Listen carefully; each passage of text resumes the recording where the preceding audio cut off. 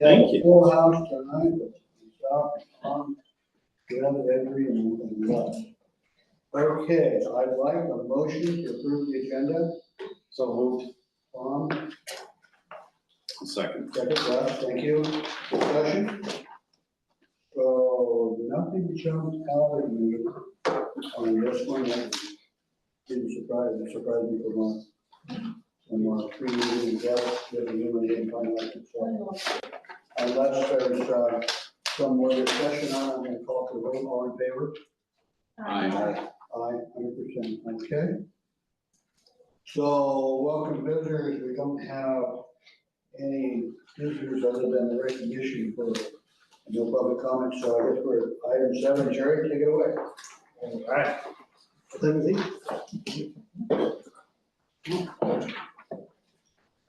Okay, this is where we honor our students of the month, and could you, Lindsay, please describe why? Well, I'm new to Grapeview, and I've had the pleasure of teaching in the second grade classroom. And right away, Olivia stood out to me as a very successful scholar, but also very sincere and kind to all of her classmates. She's very sweet and considerate, and she is learning to overcome obstacles and persist when she's faced with a tough thing, like sometimes some of the tests we can do. But the really cool thing about Olivia is she never gives up. And she's also advocating for herself, asking for help, and also then offering help to others too. So she really makes our classroom community a wonderful place to be. And I super duper love being her teacher. All right. Awesome. Miss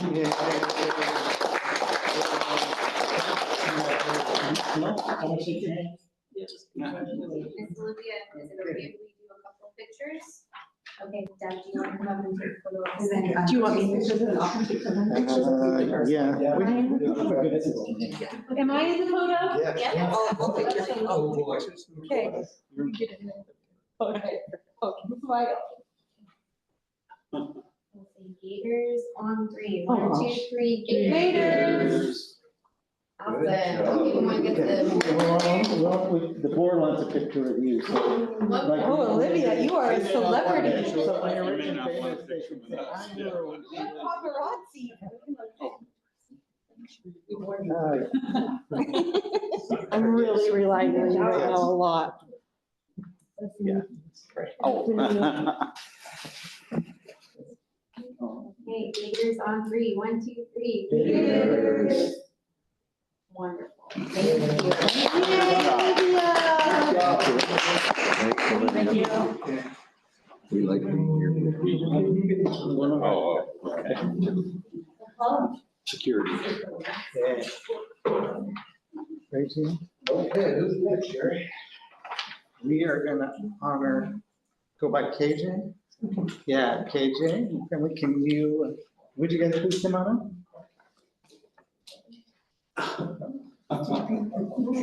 Hey, buddy.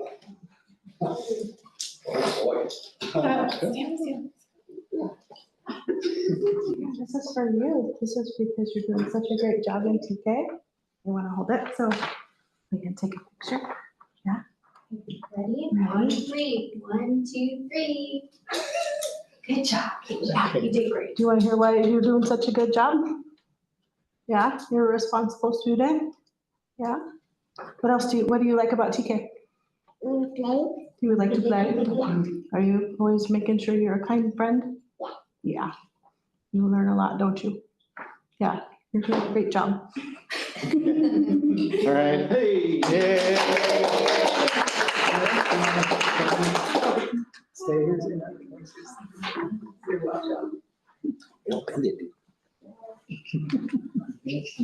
Kindergarten already has a certificate. Yeah.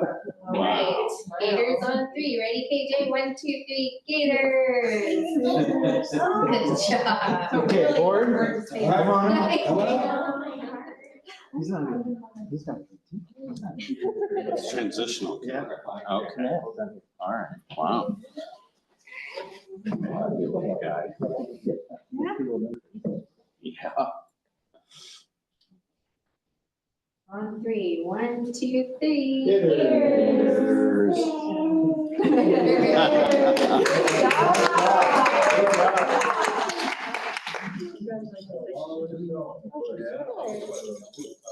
good.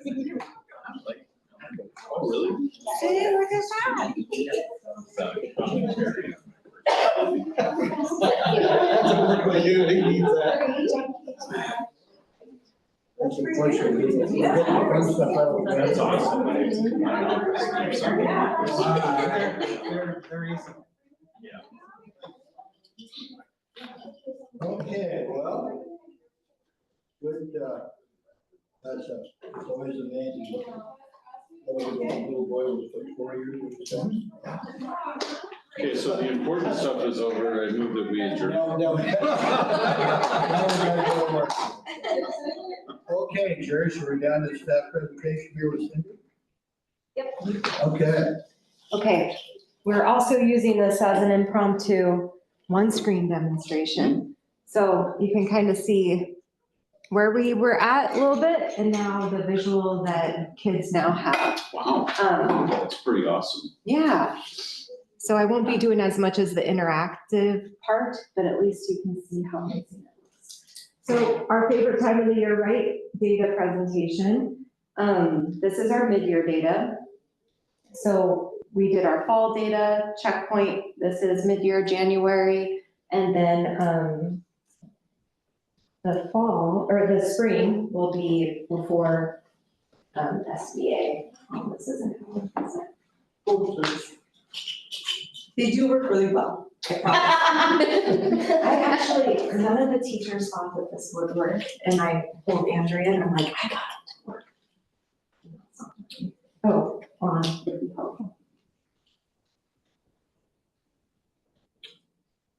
So the screen in the back is responding. Yeah. Yeah. No, I promise you. There we go. There we Okay. go. The on button is very important. Wow. I know. So this is kindergarten early literacy and numeracy. And you can see it's on a chart, but also down below where our first checkpoint was, we had 17 students and they scored like 0.0. So we have like pre-K scores. This is like right at kindergarten. So they came in at level. And they moved to exactly where we wanted them to be at 0.4, 4 months of growth for 4 months of school. And so they're doing great, yep. First grade also takes early literacy and numeracy. We take a crack at STAR math in the spring, but for our first 2 checkpoints, it's just early literacy and numeracy. So they also went up 4 months of growth. So from 0.6, so 6 months in school to first grade level. And you can also see 1 more student. Sometimes that impacts, I wish it was just a one-to-one perfect growth, but we always get new students, we lose students, so. Second grade takes STAR reading and they're rocking it. They came in at 1.6 and right now they're at 2.1. They also take STAR Math, so 2 separate tests, and they started off the year at 1.4 grade level equivalent, and now they're at 1.9. So 5 months of growth. Third grade reading, they came in a little bit above grade level, so 3.5, and they moved up to 4.2, and they added 2 new students as well. So they're rocking the reading. And STAR Math went up 4 months of growth from 3rd grade level to 3.4. So good growth. Okay. 4th grade reading, they started off right at 4th grade level and they've made 5 months of growth so far this year with a couple extra students. And STAR Math, they came in at 4th grade and they've made 4 months of growth as well.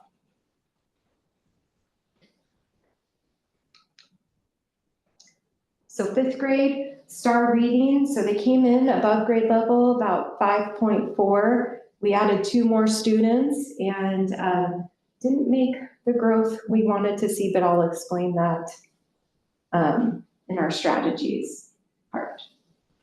But check out their math. So their Star Math, they started off at 4.4 and they really caught up, and now they're at 5.1 for their math overall with 2 additional students. Is 5th grade when boys and girls start noticing each other? It's where they're trying to like find their, what I call the peacock stage, you know, like look Yeah. at me, Yeah. are my friends mad at me? Am I mad at my friend? Yeah. I don't know. Yeah, it's a hard one. I hate this piece of plastic. Yeah, whatever. It's gonna ruin my day, yeah. 6th grade reading, this is our cohort. If you've been on the board a long time, they've been at the school a long time, but they are a really academically strong group. So you can see also, I think it's one of our only classes that they started with 25 students and they still have 25 students. So not a lot of movement. That's ebbed and flowed, sorry to interrupt, but Yeah. they've lost a couple of children. That's amazing that they started out at a high level too. Yeah. Yeah. They're just really collaborative. And so, and they're intrinsically motivated. Like, you don't have to bribe this class with candy so much. They're just like, they're competitive. That's really what it is. Yeah. They are a competitive group of individuals. I mean, competition breeds good results. In this case, absolutely. Yeah. And to tag on to that, Cindy, what she also is, but they're competitive with themselves. Yeah. So if they scored, they want to know what their score is when they take, the test in the fall. And then they're like, I'm beating it by this much, Mrs. Nelson, I'm going to beat it. But like they're talking about how they're going to beat themselves. And I love it. Yeah, They're it's cool. pretty cool. They are. They're eccentric too. Star Math, so once again, they started off 7.6 and they moved to 8.4. They love their math class as well. They love Miss Chilson. She's got a groove on. I think she's got something that just gets their attention. I think she's taught this math for so long and she teaches 6th, 7th, and 8th. So she knows these standards like inside and out, and that at other middle schools, you might just have a 6th grade math teacher. Then you move to the 7th grade math teacher, but she does it all. Consistent. So she can fill in the gaps and she has that content knowledge that's pretty rare to find. So she's a gem. All right, 7th grade reading.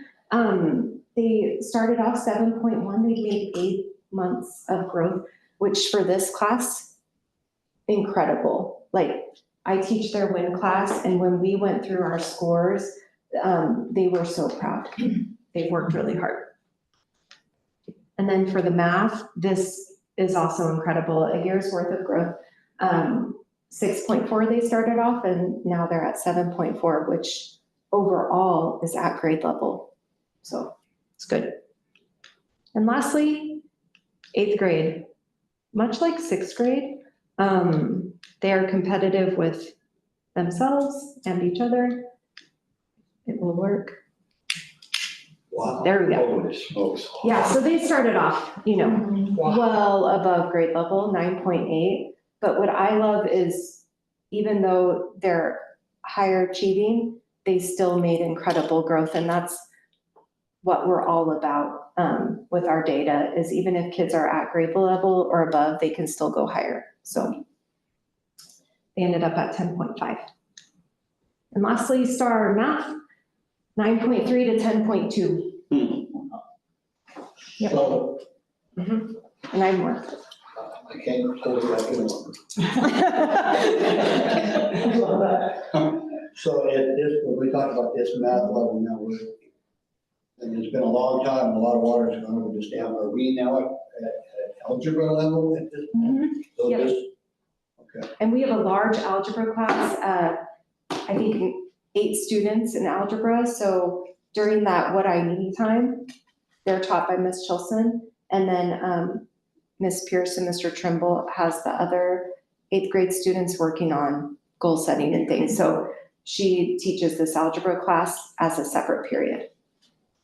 So, yeah. So we're able to challenge kids operating at a higher grade level. Absolutely. Okay. And even if they're not at 8th grade, if they're in 7th grade and 6th grade, it's a constant reminder. If you want to do algebra, high school level class, this is all 3 years of work. So that's also a kind of a carrot.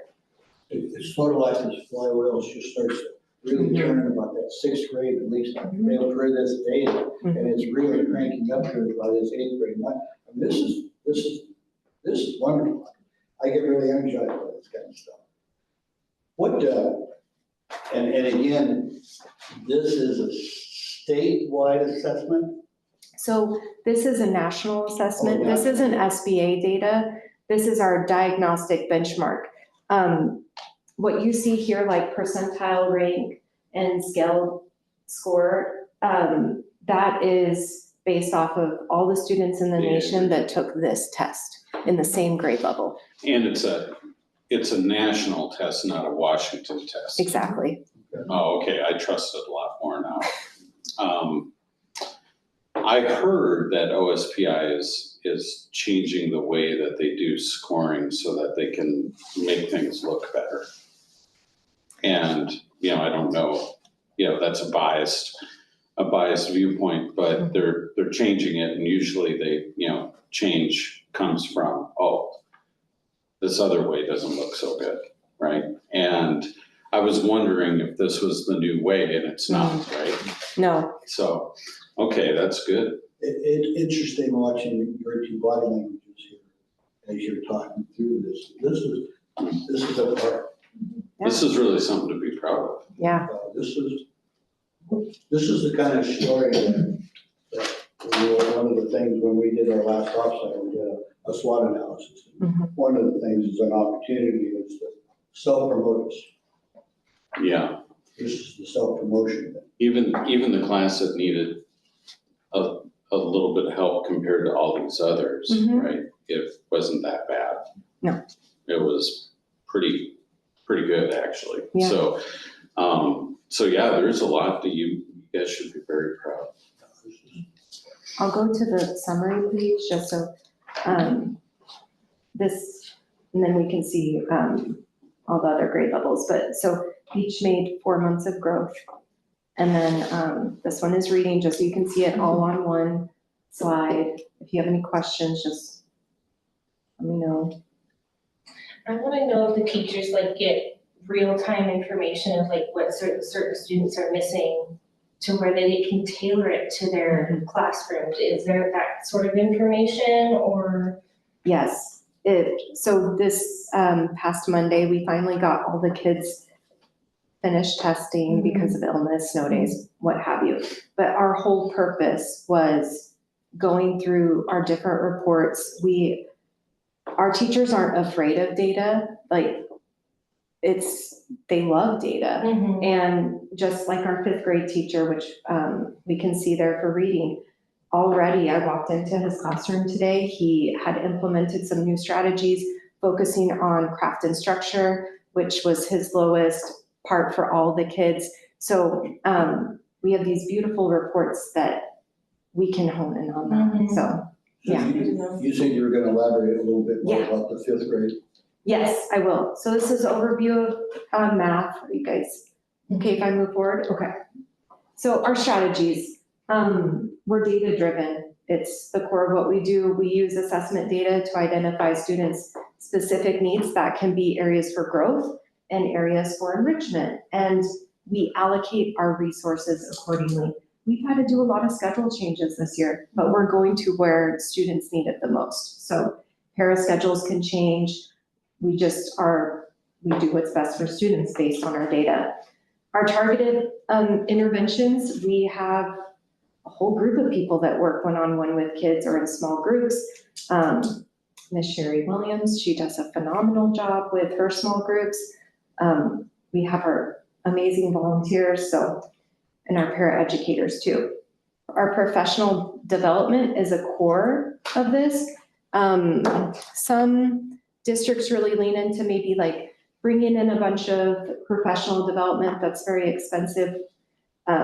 We utilize our resources really well. We lean into each other's experience and we can really leverage our resources more. So we've been diving into UDL, Universal Design for Learning. Basically, it's how does that child learn? Let's create opportunities for how that child learns better. If they like to use a whiteboard, then they can use that and not pencil, paper, whatever practice they can get. So in Grapeview, we have amazing family involvement. The teachers reach out all the time, positives and areas for growth, and we send resources home. So we're a team. And then lastly, the technology is a big part of that. We keep up to date on our educational technology. I just walked into first grade today and they had this screen split into four different kids working math problems side by side together. And that's engagement, and those are first graders. So we're creating personalized experiences for these kids and also being able to track their progress using our testing platform, all those things. And then lastly, our PLC is critical. We collaborate. We don't have a third grade team to talk to, right? It's vertical alignment, but our teachers share their resources because they're all of our kids. Everyone knows our kids' names. So, and our support staff is a huge part of that as well. Tony checks in with kids. Carol has her structures with kids, and that overall well-being and mental health of our kids helps them learn. So. Thank you. Yeah, we're good. Any questions? Oh, there's many, but Okay, Cindy doesn't have. okay. Thank you. So, nice job. Thanks, Cindy. Yeah, you're welcome. Okay, we're down here to, let's see. Some Cindy's done announcements and recognition, so we have a reading night coming up on the 6th. And then next day, the 21st. Weather Day. All right. I'd like a motion to approve the consent agenda. So moved. Yeah, thank you. Discussion. So anything here outside of there? So we got a donation from the Mason County Realtors. Good. I have a question. What page would this be?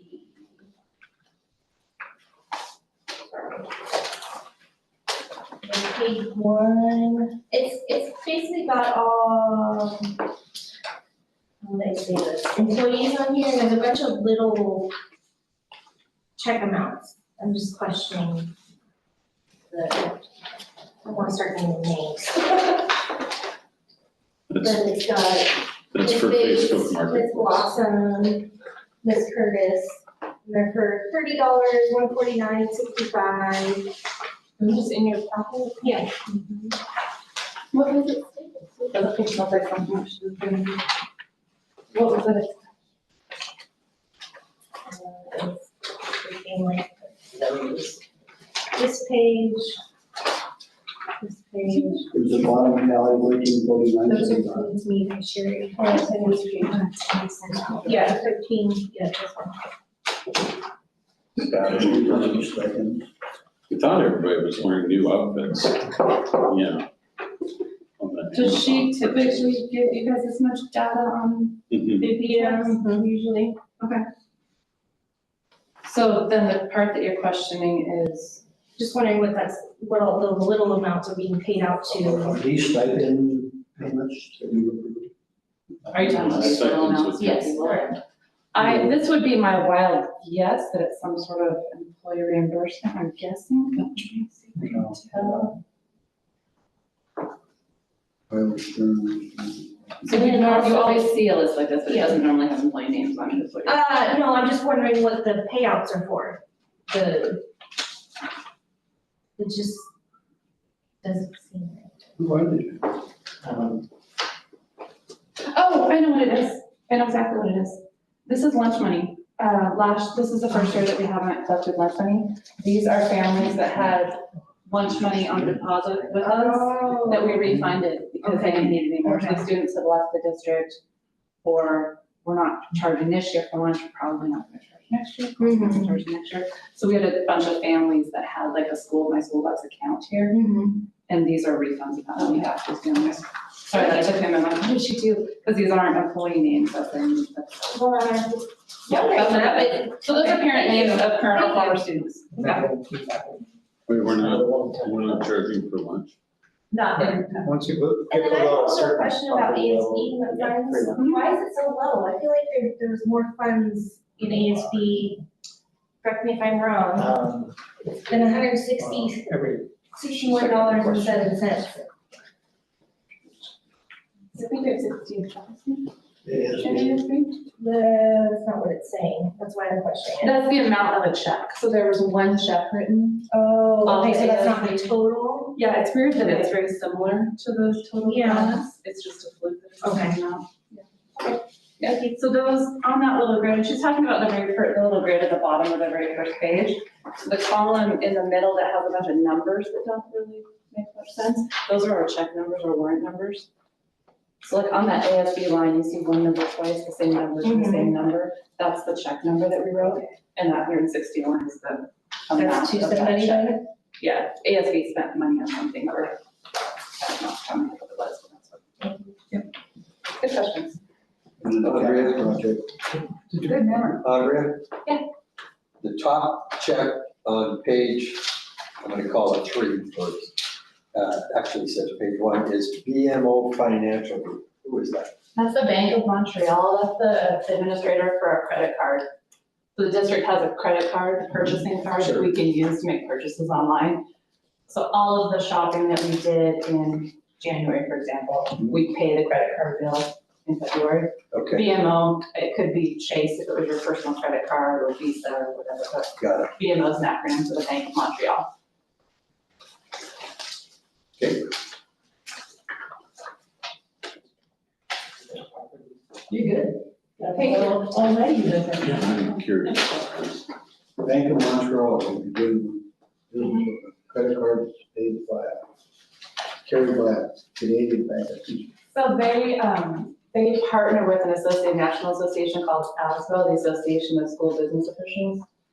And there's a Washington chapter, there's a chapter for every state, but that parent company for the whole nation went out to bid essentially for a credit card company to contract with. That's who won. So all of the states that participate can use BMO and get the same type of benefits across the whole country. So they've tailored this credit card to work for school districts, to have department cards and good payment strategies. So it's keeping with like a personal credit card, you pay off the balance every month when you carry. Correct. Okay. Just for clarity. That's all. We actually get a little rebate back every year. They send us some money back based on their funding. So, it's kind of nice. So, one set of questions I'd like to answer, and it was related to the checks that we gave back, parents back, their money that their lunch account, and that is free lunch. Right. So, every school district has a poverty level. Bellevue might be 10% poverty level, 20, and it varies all over the place. And that's a number that districts collect because that helps drive a number of different funding mechanisms. Title I being one of them, and LAP being another one, and the level at which your rate of poverty is rated, the percentage of kids that are below that level can drive your access to a variety of different funds and grants, et cetera. So we've always had a poverty rate, in its varied, and I'm not sure where ours is right off the top of my head. I didn't come with that in mind, but we reached the point in Washington State, and I think it's around 40%. If 40% of your students are at or below the poverty rate, you can you have free lunch for everybody in your school. Wow, in Grapeview? Yes. Right. Wow. We're free I lunch. mean, what's the poverty level? I might have to look that up for you. 172,000. I mean, There's a lot of students that, there's plenty of families that live on the lake and plenty of families that live on the bay, but there's a lot of families in between various income levels. And you don't have to be destitute to qualify, you just have to, if you're a young family making ends meet, you might qualify. And so, and that drives a lot of things, including the free lunch, which is why we ended up writing the check back to the families that had a balance. Have they paid for lunches at this point? They have, yes, previously. so who's actually paying for the lunch? Is it the feds or is it We get Washington? reimbursement. It's state and federal funding. Okay, and is that enough to provide high quality lunch or is it I saw, so today actually, commodity based? it's all of it, and I'm actually really excited when I walk by our kitchen here, working in this building. I watched one of our kitchen staff today making bagels from scratch. Never been in a freezer, fresh food. They make homemade chili to serve to the kiddos, homemade pizza. The food here that I've seen is amazing. So I came from South Kitsap, which is a large district. I worked at North Kitsap before. My two boys have gone through the South Kitsap School District. But a couple weeks ago, I didn't have lunch, so I bought lunch here, and it was the chili, which I can smell all day. I got the tray, just like the kids got it, I sat it down, I took a picture of it, and when I got home, I showed it to my 21-year-old who's a South Kitsap graduate. And he looked at it, he goes, that's what you had at work today? I said, yeah, but this was a school lunch, this was the same that the kids had. He goes, that's what the students get to eat? Well, He was impressed, I saw Tony bringing in a roadkill deer.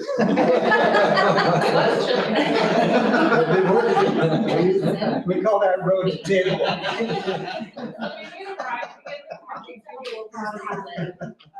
There's a lot of fresh stuff going on in our kitchen, which is amazing. Yeah. Yeah, good. We should, plan on highlighting that. She has done a remarkable job. I think we should because, So the budget doesn't affect her buying power and her menu at all? She works really hard, to manage that. It's not easy, but, we're doing fine with it. school lunch gets a bad name, right? And I mean, deservedly so in some areas, but that should be something, what you just said there, we should be talking about self-promotion. I will say Grady's always had great lunches. No, I don't think so Being a former either. alumni, Mrs. Hall used to make the best breakfast pizza on Friday.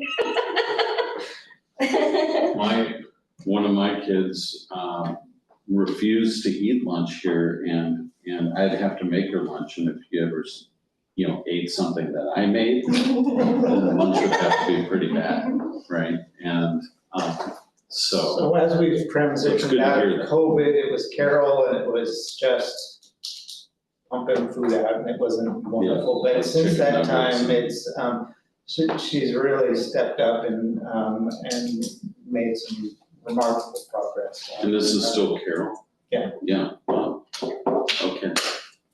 Do we still have the salad bar thing too? Okay, this is really good discussion. Sorry. Any more comments, questions? I'm gonna call for a vote, all in favor? Aye. Okay, 100%, Brittany. Okay, moving on to the next item.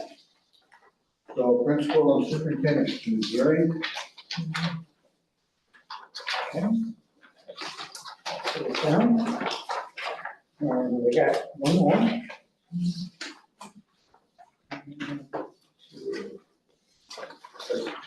So I'll start on the talking points with the red letters at the top. I was really happy with Sherry, and she and I worked on, the state of Washington felt they needed to do another civil rights review report with the legislature, and so I went kicking and screaming into that, and, because we just went through all that process last year in our review. And so Sherry, I'm gonna have to kind of say mostly Sherry worked through that data and that information, and we got it turned in, and, of the 300 school districts in the state of Washington, only 41 of us got that in on time for that report. I was proud of that. She worked hard to get all that data together and get it sent in. And, so we were one of the few districts that got our stuff turned in on time. I was pleased with that, even though. Do you get an award for that, or Yeah, no, what it's just happens called. to the ones that don't? Yeah, I don't know, I think eventually they got it turned in, but, anyway, I just wanted you to know that, we're working hard to do lots of things that the state asks us to do that are, in my opinion, completely unnecessary, but take a great deal of time and effort and work. Tomorrow I'll be meeting with our new insurance, company, the Risk Pool, and we'll, be doing a walkthrough of our facilities and reviewing and analyzing and doing that kind of stuff. They're very hands-on with their insurance and guidance, and that's why they're able to be a little more affordable. And we all kind of pull together. It's the same expectations for every school district, Seattle School District and us. We same expectations of setting goals. Now, is this structural insurance, liability insurance, all the above? All Okay, nice. Did they name with Tony at some point too? I don't know if he'll be involved in that walkthrough. We'll include him if there's questions. I know I'm walking. So that'll be tomorrow, and we'll see how it goes. As far as Apollo project, they've been fabulous to work with, and we're kind of at a pause right now, waiting for spring break where we can commission the systems. And I'm very pleased that from a variety of contingency accounts that were built in and savings, we were able to get some of those trees removed, which are helpful to protect the systems that we have down there. And then also new control systems for our HVAC system. So basically we'll be bringing our, how do I describe this? You know, you have your thermostat on in your house, that's your control system, but it's vastly more complicated in our facility, and that new HVAC update did not include that, because we had a control system, but as we made savings, and progressed the project, we realized we'll be able to add, some new control systems, so that not only will the HVAC be upgraded, but our ability to manage it will be, modernized, and we'll be able to monitor, track, and control our heating and cooling, from a laptop in my office or in Tony's office, instead of the current very, very old laptop that's down in the basement. So I'm very excited about that. So that will be an additional thing that we're adding into that process, all within the same cost. Excellent. So CTE is moving forward. Katie and Jason, twice we've had their advisory meetings canceled by weather. Once was a storm, snow, and then the other one was was it last week? When was it? Yesterday? Weather, they had power outages. So, but the goal is to add a new course, and that would be computer programming. Jason's on board, and North Mason's very supportive, so that's progressing well. I have the next one, the Grapeview technology feature handout I have for you there. Remember when we had Ryan come and talk about technology in the future? So what I asked him to do with that is put numbers on that, put time, with dates and recommended dates and money, right? If we're gonna do these things, what is it gonna cost?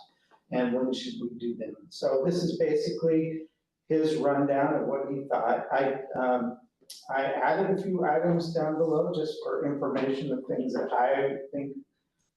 So from 2025 down to 2031, those dates that's all information he put there, under where it said no specific dates or other things that I thought, that didn't necessarily fall under his purview, but were things that are tech related that I thought might be valuable to our school at some point. Our audio system has some problems hearing their microphones, et cetera. As we move into STEM and CTE, there's going to be some demands on technology and needs there to keep that moving forward and keep our kids up to date. And then our security and camera systems are getting, I'm going to use a phrase my wife teases me about. It's an old man phrase. I don't know where I got it, but it's long in the tooth. And that is, does it work? Yes. Is it really what we need? It's almost adequate right now, but as we move forward, as you know, we've already added some ring cameras to patch in new visibility around the building. And so I want us to be thinking about what, when and where and how we want to be addressing these things. These are the costs. We can ignore some of them and they'll have consequences, or we can embrace some of them or all of them. I don't have a distinctive answer right now, but I wanted to follow up with his information and the recommendations, and then the estimated cost, and then some things that I think would be additional. Which pot of money that Andrew falls on our behalf would this be targeted for? Is this capital expenditures? So there's a lot of questions about how we want to manage that. And that's why I'm putting it in front of you now, so we can start wrapping our minds around how we want to do that. Do we want to just hope for grants? Do we want to slice off a little bit of funds here and there as we are able to? I think we have a technology reserve or a technology line item in the budget, don't we? There's money budgeted for technology every year, so whether we spend it or not. Right.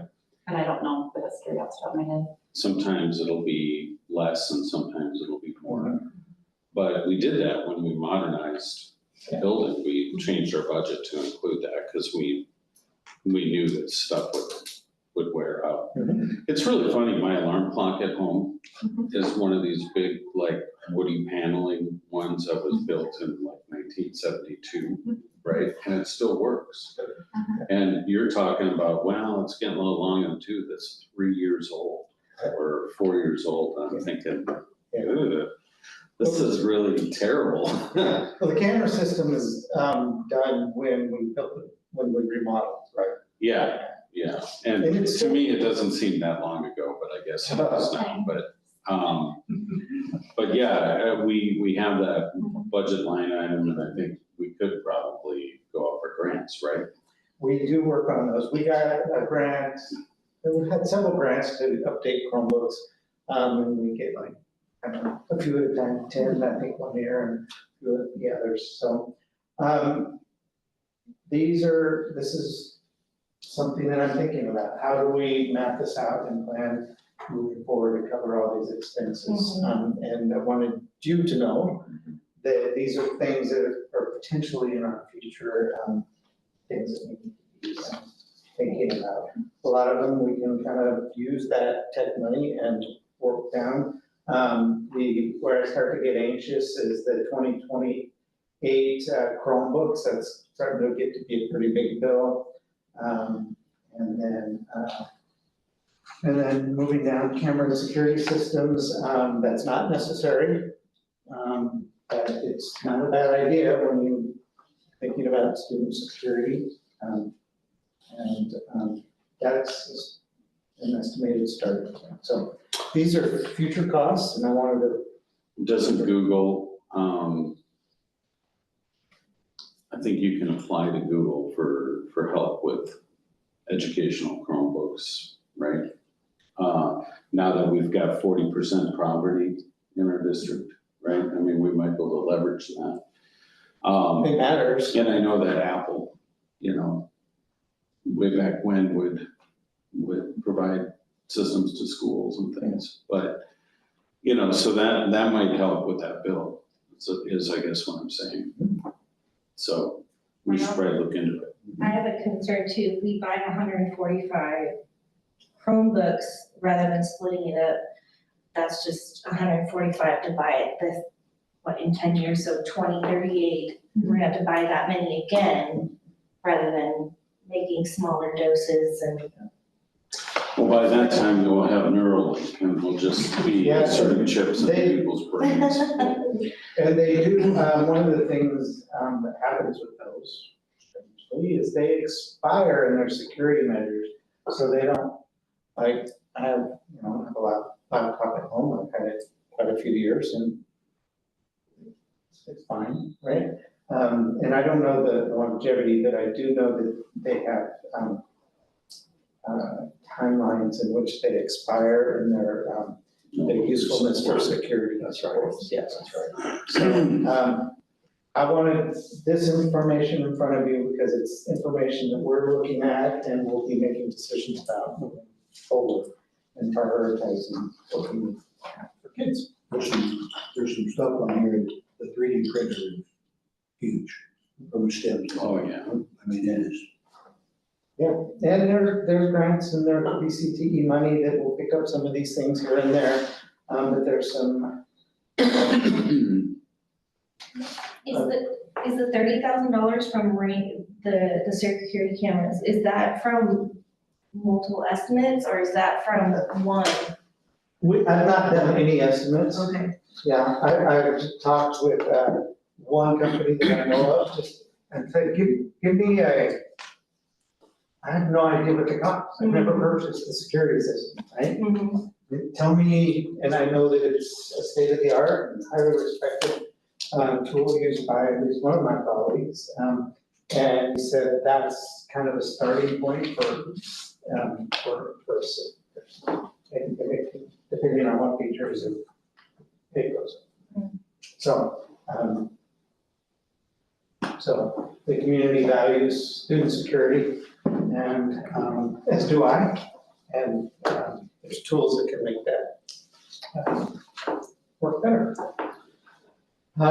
Moving on, I submitted last week, we submitted a grant to the Secretary of State's office to help fund, they have a grant for helping community organizations, cities, towns, fire halls, for keeping track of their data. There's a list of data information that we need to keep on students, on staff for over periods of time. And we have a large, quite a number, I think close to 200 boxes of things down below that are just piling up, and we never seem to really have the time to dig through them and purge what's we need to get rid of. And so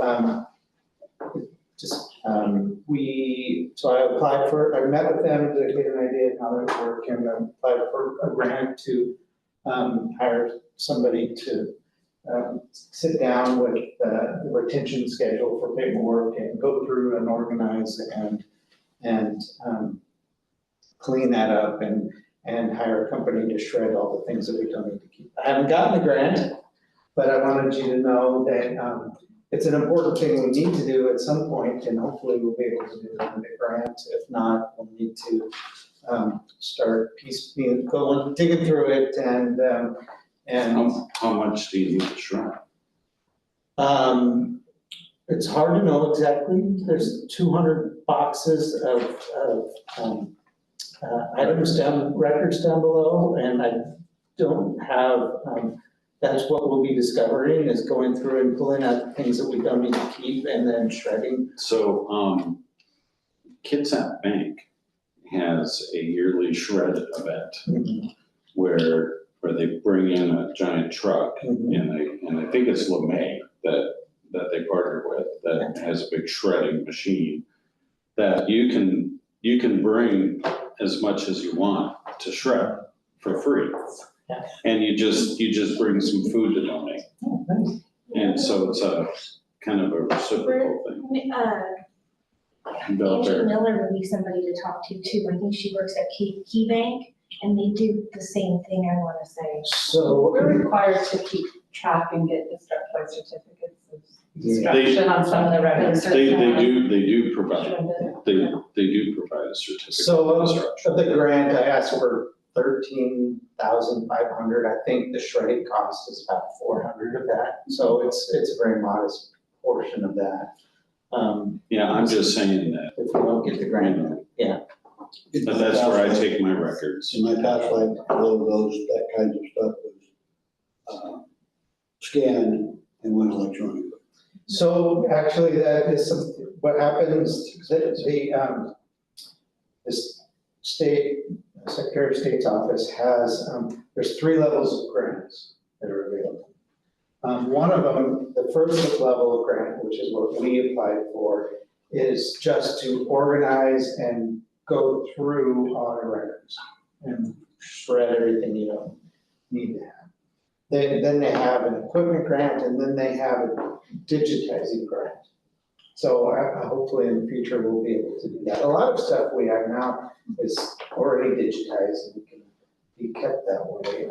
A lot of things from the past not, and so we need to purge through, get rid of everything we can, and then hopefully in the future, move more towards digital. It's a disease, it's easy to get, it's hell to get rid of.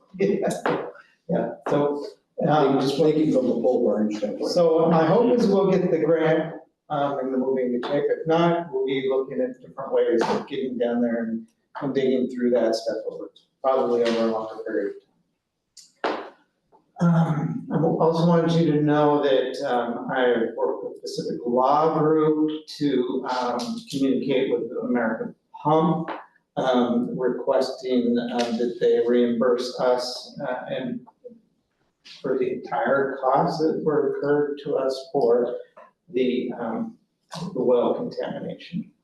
So now, when we contracted them, they should have a surety bond, is that correct? That would be the pot of funds. I don't know how they're gonna come up with it, but I talked to the lawyer and she sent them a letter and said, you need to give us some money. It'd be their insurance. Yeah. How much are we talking? Our initial ask was $20,000. And they will be coming back to us with some. Okay. We'll see where they end up. With the proposal.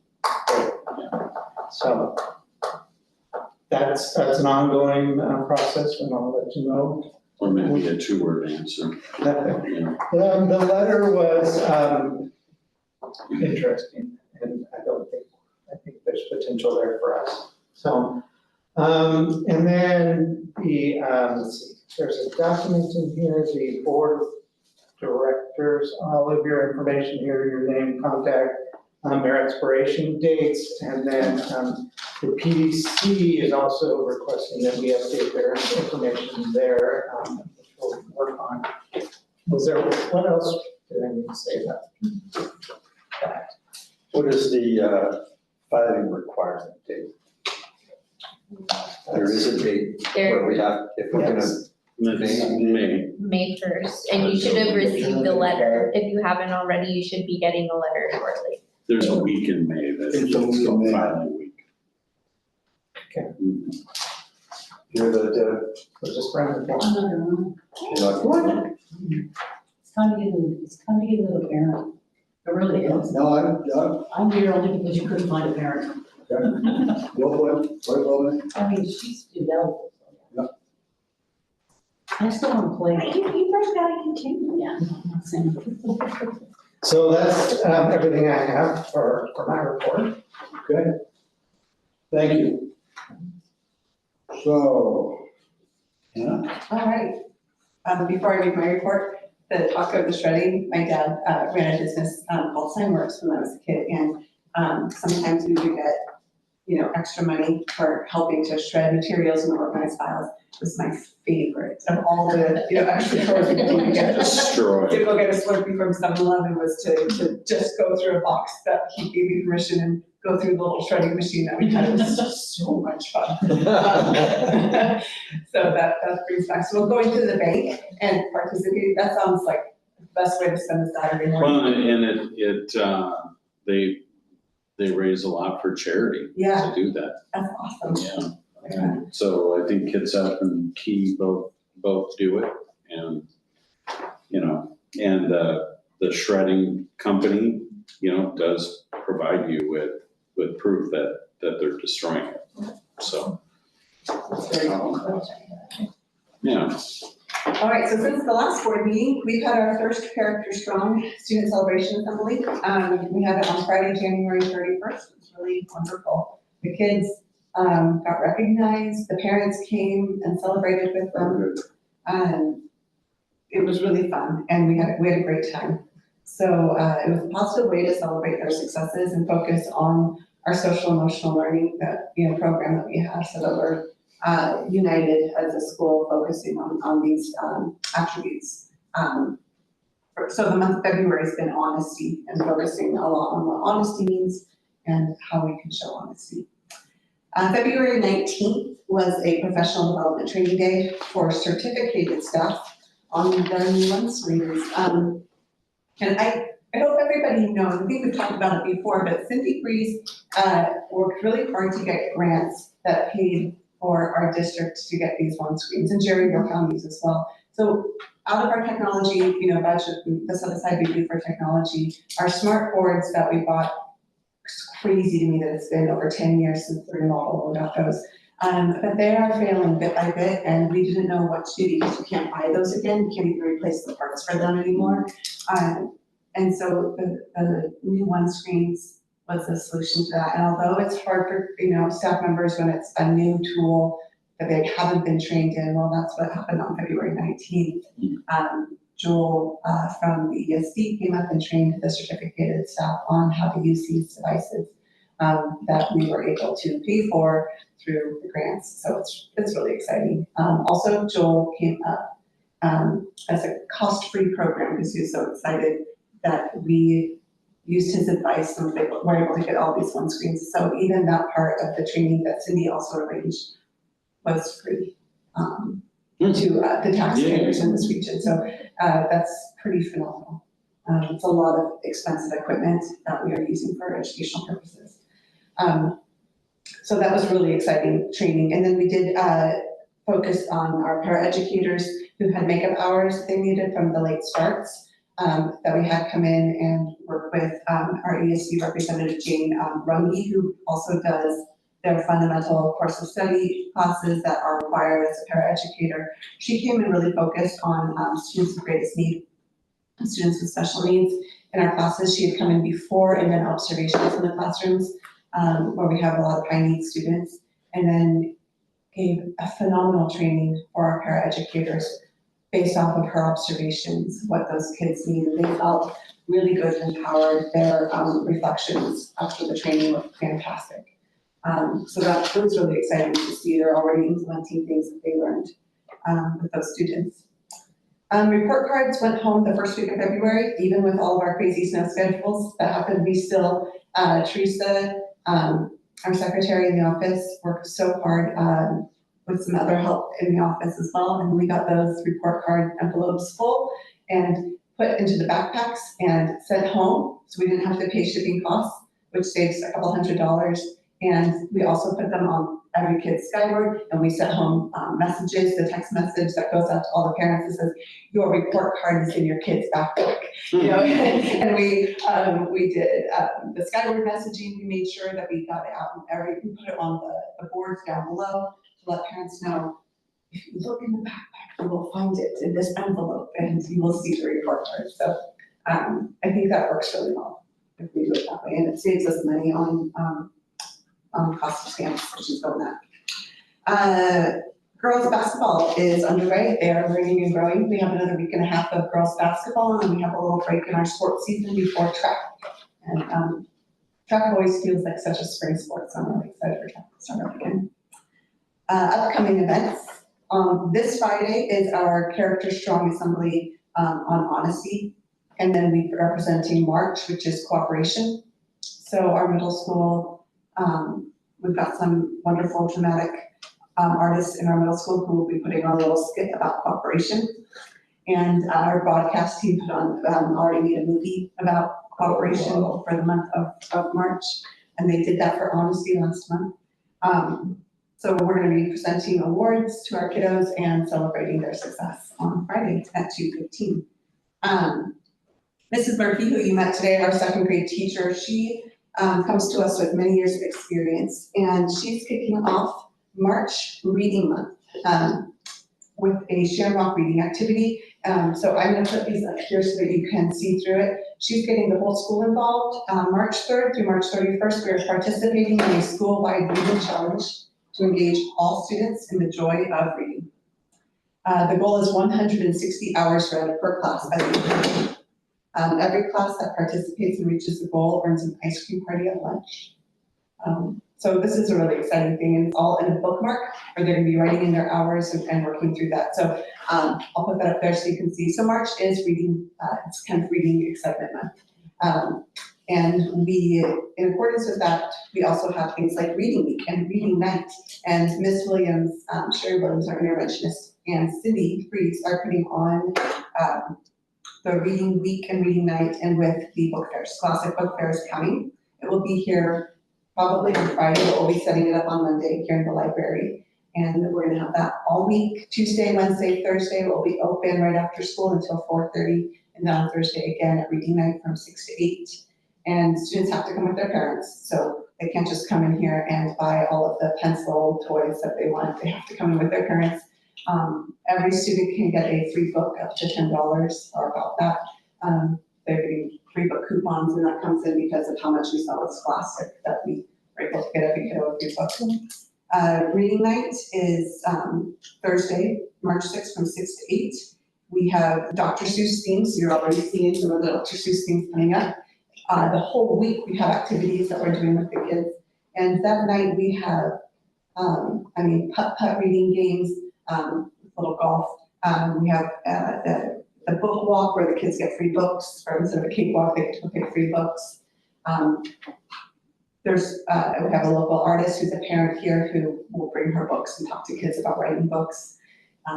It's just all sorts of things, art stations. There will be pasta with meat sauce that Carol will be making for all families, because this is also a literacy event, so we have Title I. We tie in our curriculum and our reading exploration, so we provide food for all. It's such a fun night, and this Scholastic book fair going on, so if you can make it to that, it's a lot of fun. What date is that? It's March 6th, Thursday night, March 6th from 6 to 8. It's always fun. I'll be dressed up as Miss Frizzle and reading Magic School Bus books to the kids again. And the kids get so excited about reading, it's just so exciting to see them. March 19th is the ASB's rescheduled pasta night at the Boathouse. It got rescheduled from February, I don't remember, it was the 5th, I think, because of snow. So we are March 19th, pasta night at the Boathouse. ASB is a go with that. So if you can make it, I think it's from 5 to 7 still. That's gonna be a fun event. And last month we had put out some schedules as board appreciation, as thanking you to please welcome you into the classrooms. And I know Edry got to participate in a 3rd grade STEM activity that was pretty neat. I don't know if you've had a chance to go in there to see the finished planets that are hanging up, and they're awesome. That's awesome. Yeah. I had a blast. Good. The 3rd graders are a wild bunch of kids. They were paper mache planets too. I had it all over my hands. I was on top of it, knee-deep helping, and what a great, what would you say, this is a program, not program, but just a little segment activity. It was, How were they making them with balloons? yeah, they had the balloons, and then I came in on the second day and some of the balloons had popped, so they had to fix Yeah, and make them back round again, and they were definitely doing their, problem solving. yeah. It was really cute. So up here at the table, Derek got to sign up again. And please sign up for, like, multiple people can sign up here. Oops, these are just the teachers who got back to me with things in their schedule, like, I also put on here the characters from student assembly, but the date and time so that if you want to come to it, you don't, I mean, you can just show up if you'd like to, but, if you want to sign up for that. Miss Pierce always says you're welcome, especially fourth grade PE. It's the first thing in the morning. They kind of do some wake up fun activities. So she's got that scheduled down. So Thursday, March 6th, fourth grade PE, but if that Thursday doesn't work for you, you can do another Thursday in March. That's just what she had put down. Middle school ELA humanities class. So that's our ELA and social studies combined with Miss Pitchoff. March 18th or 19th, she says she's doing some fun activities. I can't remember what they are, but she said if you want to come in between 9:10 and 10 o'clock with her sixth grade group, there's going to be some fun things happening with that. And then fifth grade science class, Tuesday or Thursday, really any Tuesday or Thursday of March, as long as you kind of write down, you know, when you plan to come in, from 10:40 to 11:40. That's his kind of science focused hour during the week. So Is that Mr. Trimble? Mr. Olson. Mr. Olson. But Mr. Trimble will be in for part of that. Okay. With Steve. So, you know, that's his time when he goes between third, fourth, and fifth grade. Oh, neat. Yeah. So I'm gonna leave this up here, and then if you Highly can, recommend it. If you guys can go visit a class, it's so much fun. I wish I had more time. I showed up during the lockdown, and I wish I had more time to sit in the classroom. Well, that was a learning experience. Yeah, that too, yes. yeah, so this will be up here. If you can see a time that works well for you, please go ahead and fill it out, and then I can let that teacher know. And that is all I've got for you. These are yours. By the way, I noticed when I walked by the fish tank, the little sacks are gone in there, and elk green swimming. They're almost bite-sized. I know.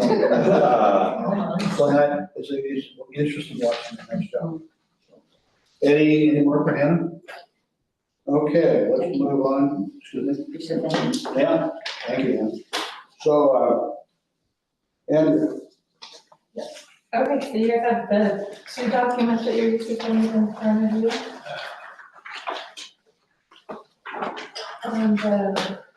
On the financial report, not to Excel document, you can see our balances in each of our funds that we have on deposit with the county there. Not too much overall difference from prior months.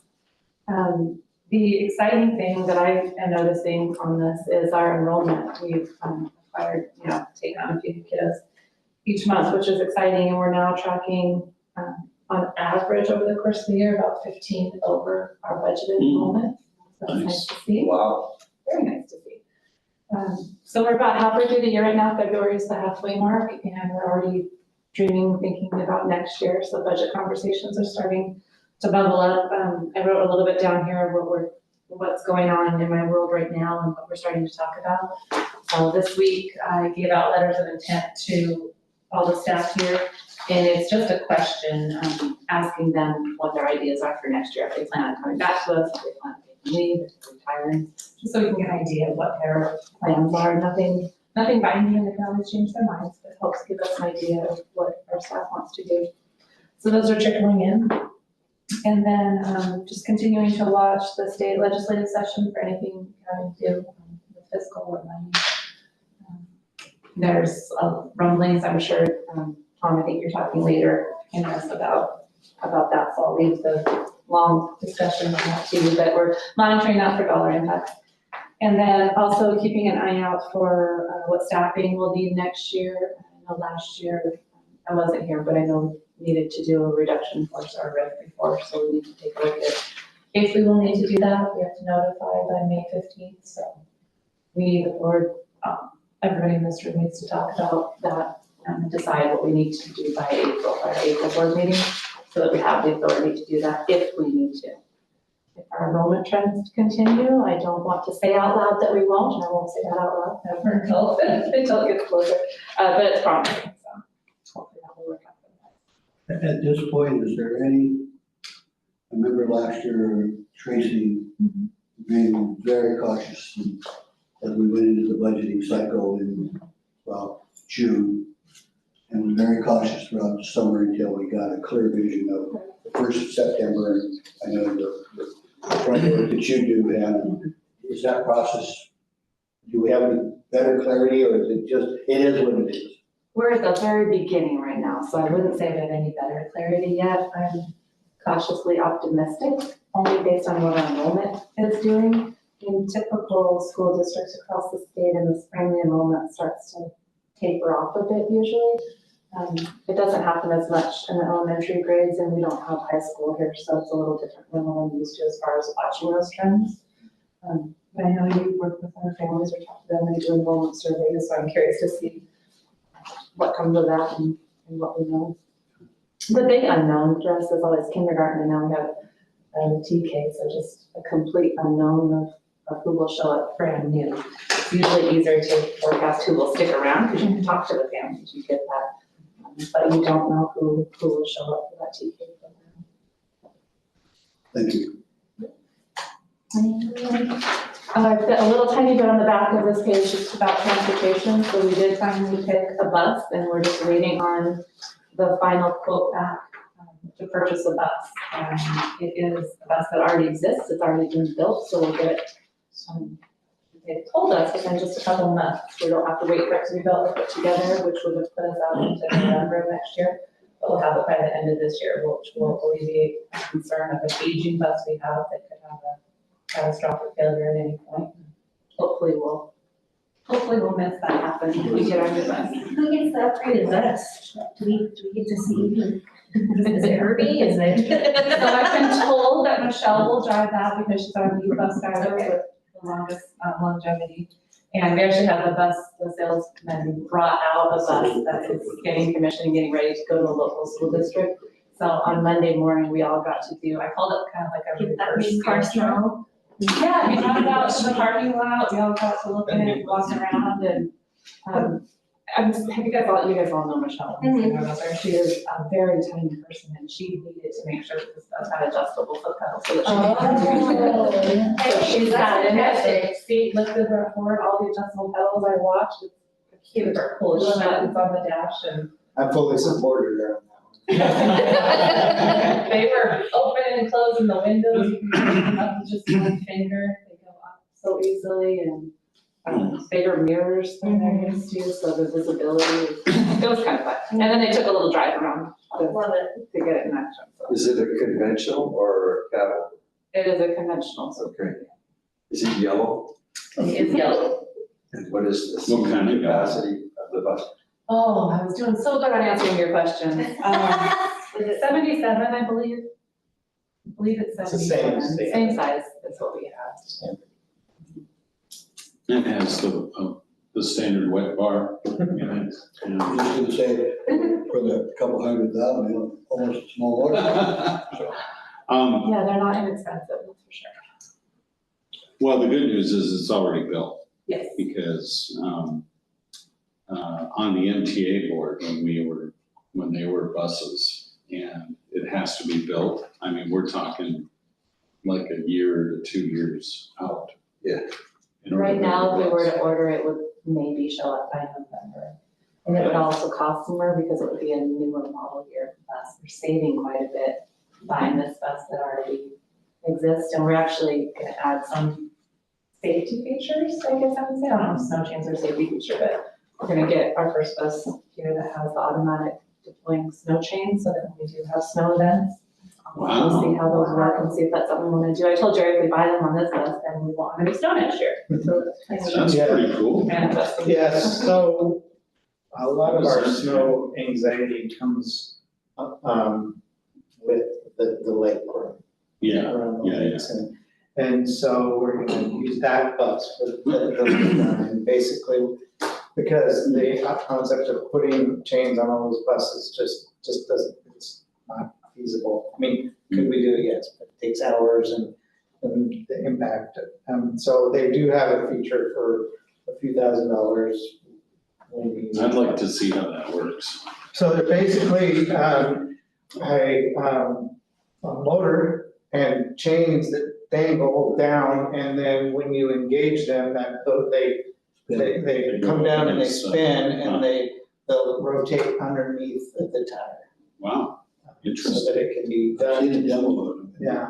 A lot of school districts have them, and I think for that run, it would be worthwhile, because what we face is we face a little bit of snow, a little bit of dry road, a little bit of ice.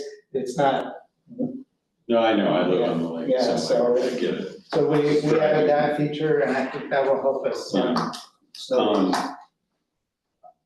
I have a question, just real quick, and this is just out of curiosity, the projected $2,000 in tax receipts, is that just stragglers coming in on people paying their taxes? Yeah, we get the bulk of our taxes in November and When it's April, due? but we always get a little bit.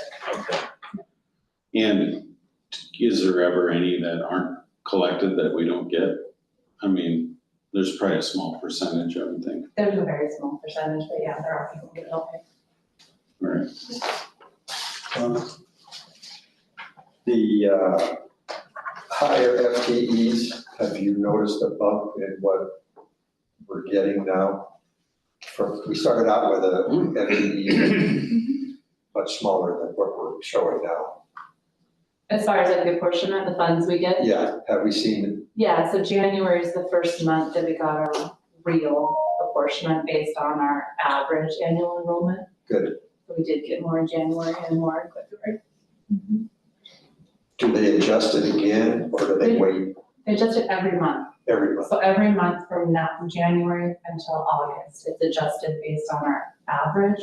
So on this page, the second to the last row from the bottom, where it says average enrollment, if you took a $10,000 per student and multiplied it by the budgeted number of 210, we would get that amount, September, October, November, December. And then in January, they take that average at the bottom, which is 223.87, and they give us that amount, that 10,000 per student times that. The 10,000 is not accurate, don't quote me on that number, but.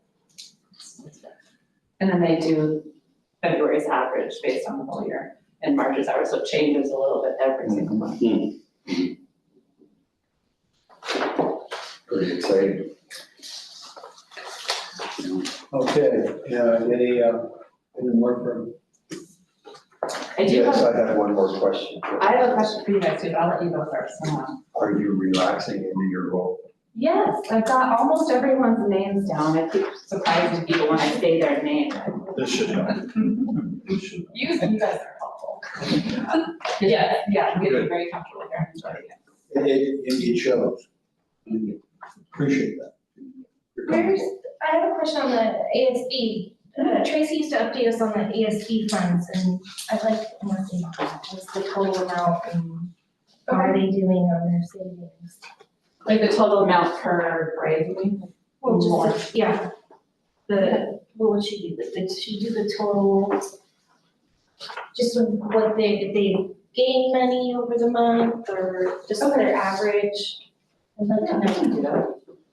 I'm actually working on, now I have two questions for you. You added another question. Okay. I'm working on a thoughtful way to do these together into one document that might be more beneficial. There's a lot of really small numbers on here, and I love them because I live in spreadsheets and data like this all day long. I don't know that it doesn't, I want to put something together that's helpful for you and that will share with you what you like to see. So that type of stuff, I'd love for you to tell me on, of these papers, what do you like the most? What do you want to change? Is there a section of this document that you don't need? Is there something that you would like to know more about? And I'm gonna try to put a little bit more visuals on here, the enrollment, for example, a graph, I feel like might be easier to share with the public as well as to share in this setting. So any of that kind of stuff I do. Definitely ASB. I like to see that and see how the kids are doing on their fundraising and stuff. That's, I can absolutely do that.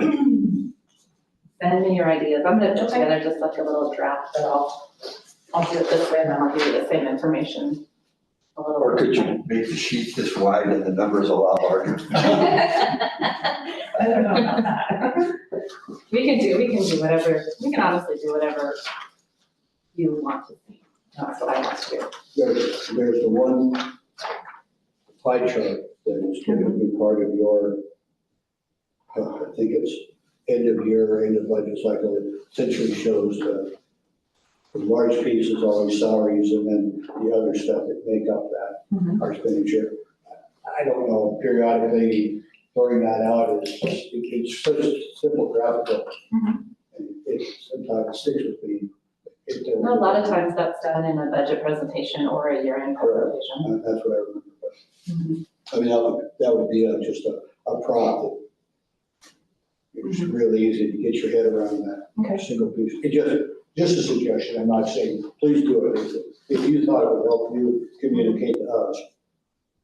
I would welcome. Yeah, I like sharing that particular piece of information. It's I like sometimes. the idea. So, it's really interesting. I had a question from a concerned citizen of Grapeview about the cost of education in the state of Washington. Why is it so high? I couldn't answer that, but what was interesting is I Googled the national cost of education by state. And what was interesting was to see that the districts like in Washington, D.C., Virginia, were like $35,000 per student per year. And then it dropped down to the state of Washington, it was like, in the report that I saw, it was like 19.5, which pretty much bears out, and your numbers are 4 million divided by the 230. But it was interesting, you drop down into other neighboring states, like in the case of Idaho, it was less than 9,000. And how are their scores too? And so those are the kinds of things that we get on the outside. And rarely do I bring them unless I might have Jerry's ear for that. But I don't know how, if that type of stuff, if we're equipped, and I'm not looking to try to burden you, but it's really interesting is to see the dramatic difference between Washington State and say, Idaho. Yeah. Smaller state, less people, definitely. Less people, obviously, less overhead for the counties and the states. But that's such like half of the state of Washington. And I can remember my past recruiting at the University of Idaho in Moscow and WSU in Pullman. And the students were well gifted, well prepared, just as well as the Washington State kids were. So just my own. I'm not familiar with how to do a wide, like a nationwide comparison. The state, our state has a report card that you can see on the OSPI's website. They call it a report card. And you can look at the state information, the district information, and then the school level information, where you can compare Grapeview to the Canal School District, for example. And you can even break it down by the different schools within each district. You can get longevity of teachers, class size, the dollars spent per student, graduation rates for high school districts. Civil rights. But I don't know, it's easy to do it for our Migration. state, you're just changing filters when screen refreshes and you get it on the same format. It's harder to compare other states, but it's really interesting. Good. Did we answer your questions? I didn't ask my last question, so, and Hannah kind of alluded to a cost savings in our report cards, where we didn't mail out report cards this year. I'm also looking at ways all the time to lower costs and how we can acquire more revenue through grant funding or other sources. One of my questions is directly related to the board. We mail you guys out a packet that has all of this information that you get in your mailbox at home. My question, you don't have to answer now, you can think about how this would impact you and how it would change your work and your prep for the meetings. Is how would it feel if we emailed that to you as opposed to mailed it to you? She does already. I don't know. I enjoy it in the mail because it lets me get the finger and lets me know the meeting's coming, and I like to physically go through it sitting down. Yeah, me too. What is the annual cost just off the head to 12 times a year we do this? Brittany did an average of the mailing, and the mailing itself comes out to $200 a year. How much? Couple hundred dollars a year, just over 200. Then there's also an internal cost on printing the paper, so paying for the paper, paying for the ink, paying for the staples, paying for Brittany's time to do it, which is really hard to extrapolate how much of Brittany does it cost to do this. I tried to equate it to something that was easy. So every year in our classrooms, we give each teacher $400 for supplies. So for me, it's probably about equivalent of that 1 year's of the teacher allocation for supplies. I've got a great idea of how we can offset that. Each one of us could forfeit our monthly paycheck for putting in this time on the board to offset the cost. What do you think, guys? I'm willing to do that. I'm all in. I don't want to pressure my fellow board members. I mean, in all seriousness, that's your question. We've got the GSD 54 account. I know it's written good about populating that account with stuff. I kind of like envy being old, I'm old referred to school, being old sorry. school, but I'm old school and I've been always, that's the way I was brought up. But I mean, I'm certainly open and to others to use the GSD 54. You can email mine. Pardon? You can email mine. Yeah. So if this is something you want to think through, we're open. Okay. I don't want to make it harder for you guys to, I know you have your routines and everybody, have. What's interesting is the amount of each one of these meetings, I know Tom's already got his staff, I'll have my staff. There's a lot of stuff that we get provided that just goes to the shredder.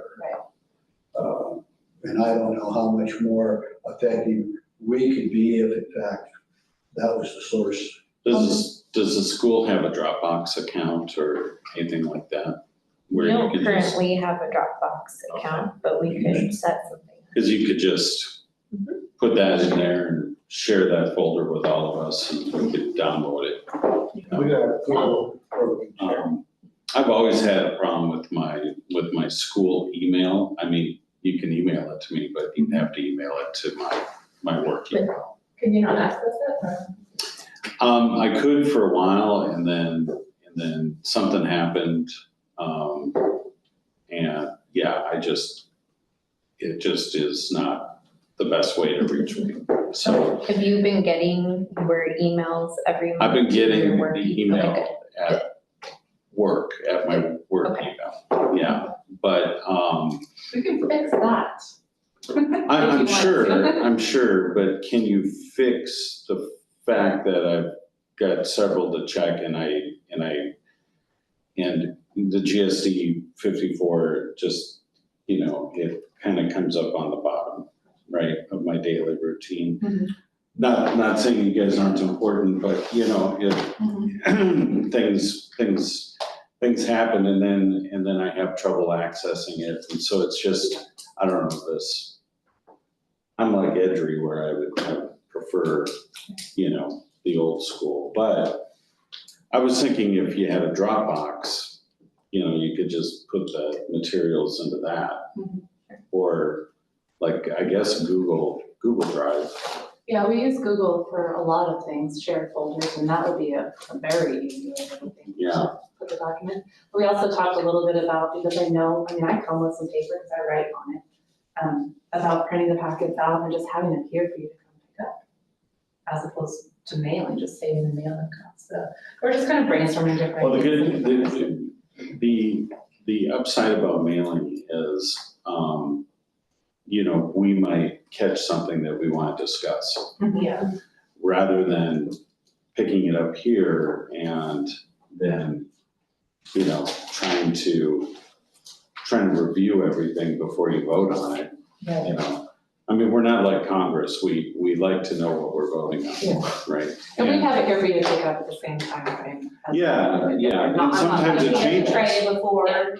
And sometimes it changes between when it was mailed and the meeting, like you guys might pick up on something that needs changing, right? So but it's, if we could do it differently and provide a classroom with $400 instead, that's probably a better use of money.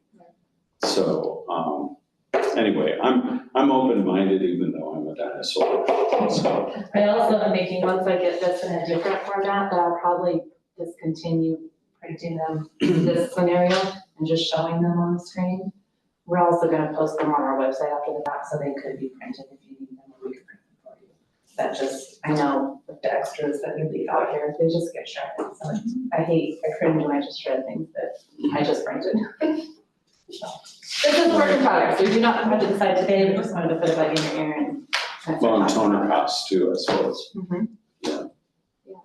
We're all, I can print, I can open the email and print it, that's not a big deal.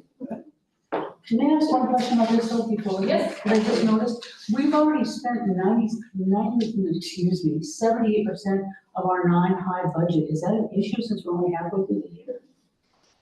It's like right above the blue line. It's not because they bill in big chunks, so big, yeah. Okay. They don't bill consistently each month. The bill that we had a couple months ago was for the first 3 months of the year, so. So, because everything else is like about 50%, and this one's at 70%. Do we have a bunch of high school kids show up that we didn't know about, or? No, it's just the way they don't bill consistently throughout the year. Okay. They needed the money. Well, they do need the money. They're most people pay. Are we still covering a percentage of the levies that they are supposed to pass? Levies that they're supposed to pass in the future? like their school levy. Yeah, whatever levy they pass. They just got, but isn't that what that non-high is supposed to be? That's what it's doing. But if they're not collecting. Yeah, Fair question. I think, yeah, I think that wasn't the main part of the non-high going towards the bonds that they built the new school with. I mean, that's the primary. Interesting.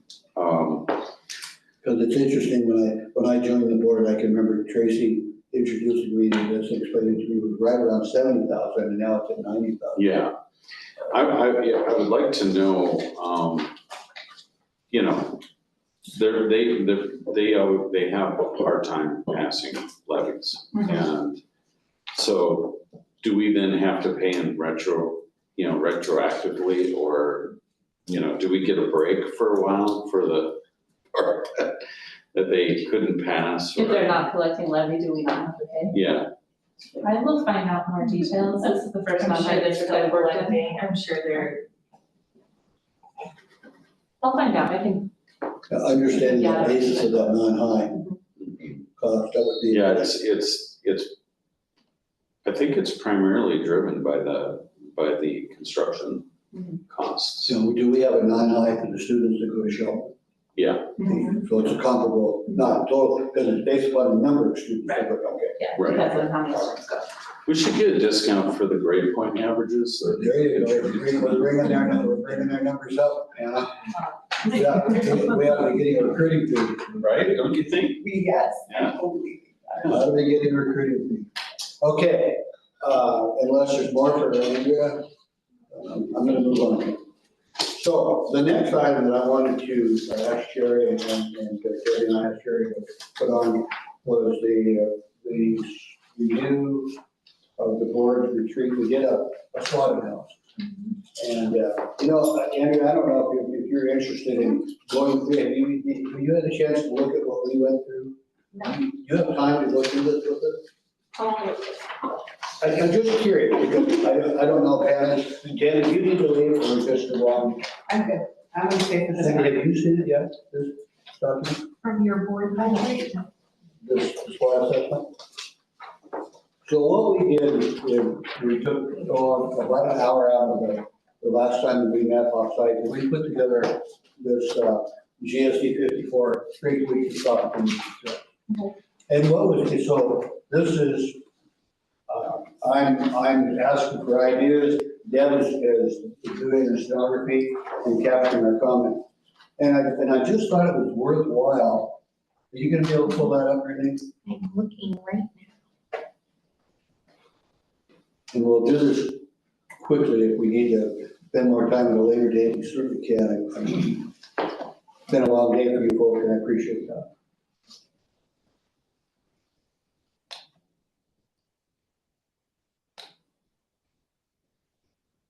SWAT team. With our bulletproof vests. in our incredible physiques.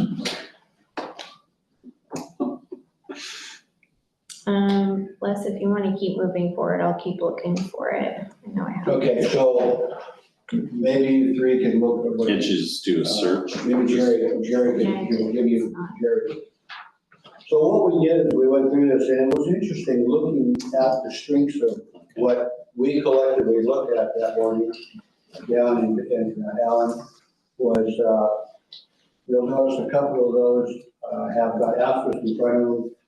A strength would be a waitlist enrollment.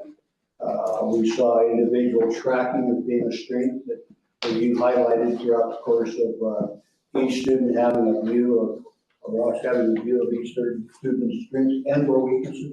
We can see it, we can fix it. Rural support, a rural school with support, a community involvement, student involvement with the community BCAs and Mason Resident Club. Belief in excellence just happen to be some of the ones that popped out there. Weaknesses, concern was our rural location in effectively emergency response time. K through 8, high school, levy reliance on that $900,000 to $1 million a year to allow us to run this business.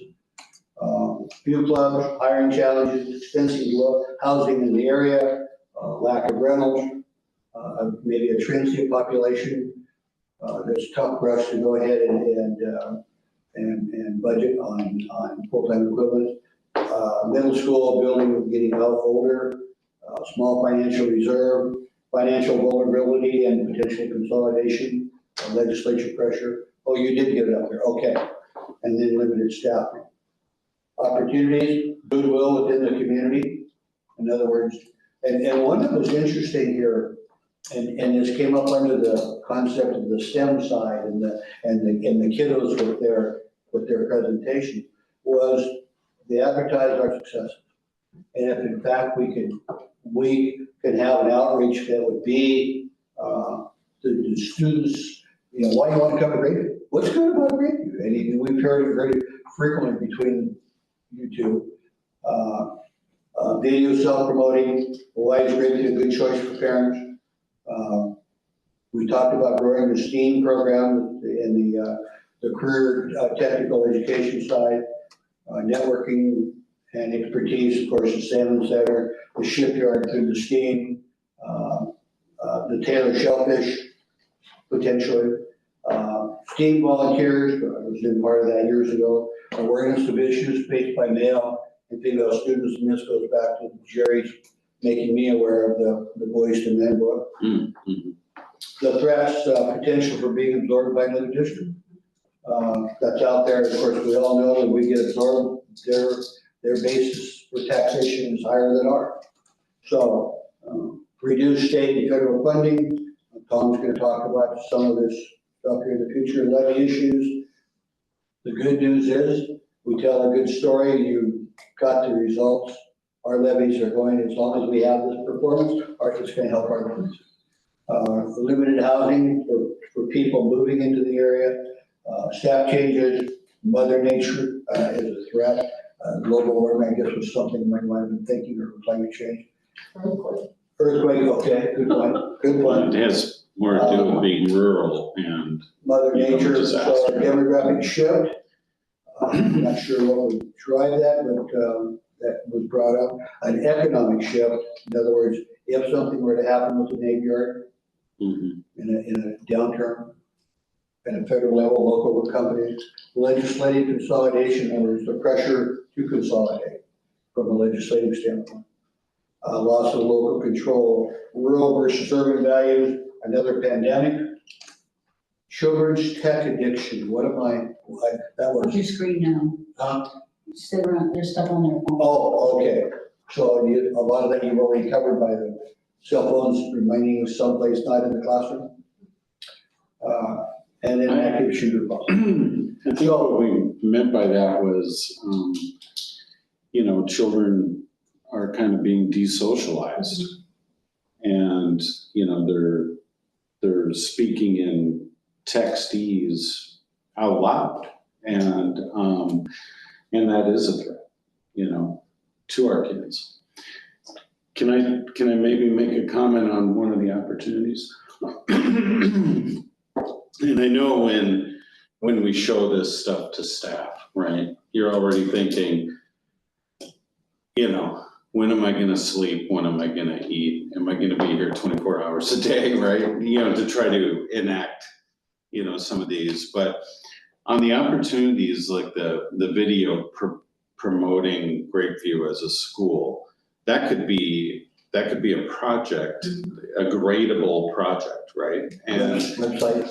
And, you know, so some of these could be already worked into our curriculum and, you know, not have to suck up a lot of extra time, but Well, anyway. I wanted you folks to be able to see this, as this is an outcome of what we thought was an effort that we really have shared with you. And we're sharing within ourselves. Was there anything that jumps out? Is this document somehow fundamentally going to change the way we look and think about the school? No. But it is, for me, it was helpful just to kind of get a collective vision of an output. Any initial thoughts from you three that jump out at you? And if not, don't worry. I really like the opportunities. I think that they are things that I think they mirror the strengths, because when the strengths are going well, those opportunities increase.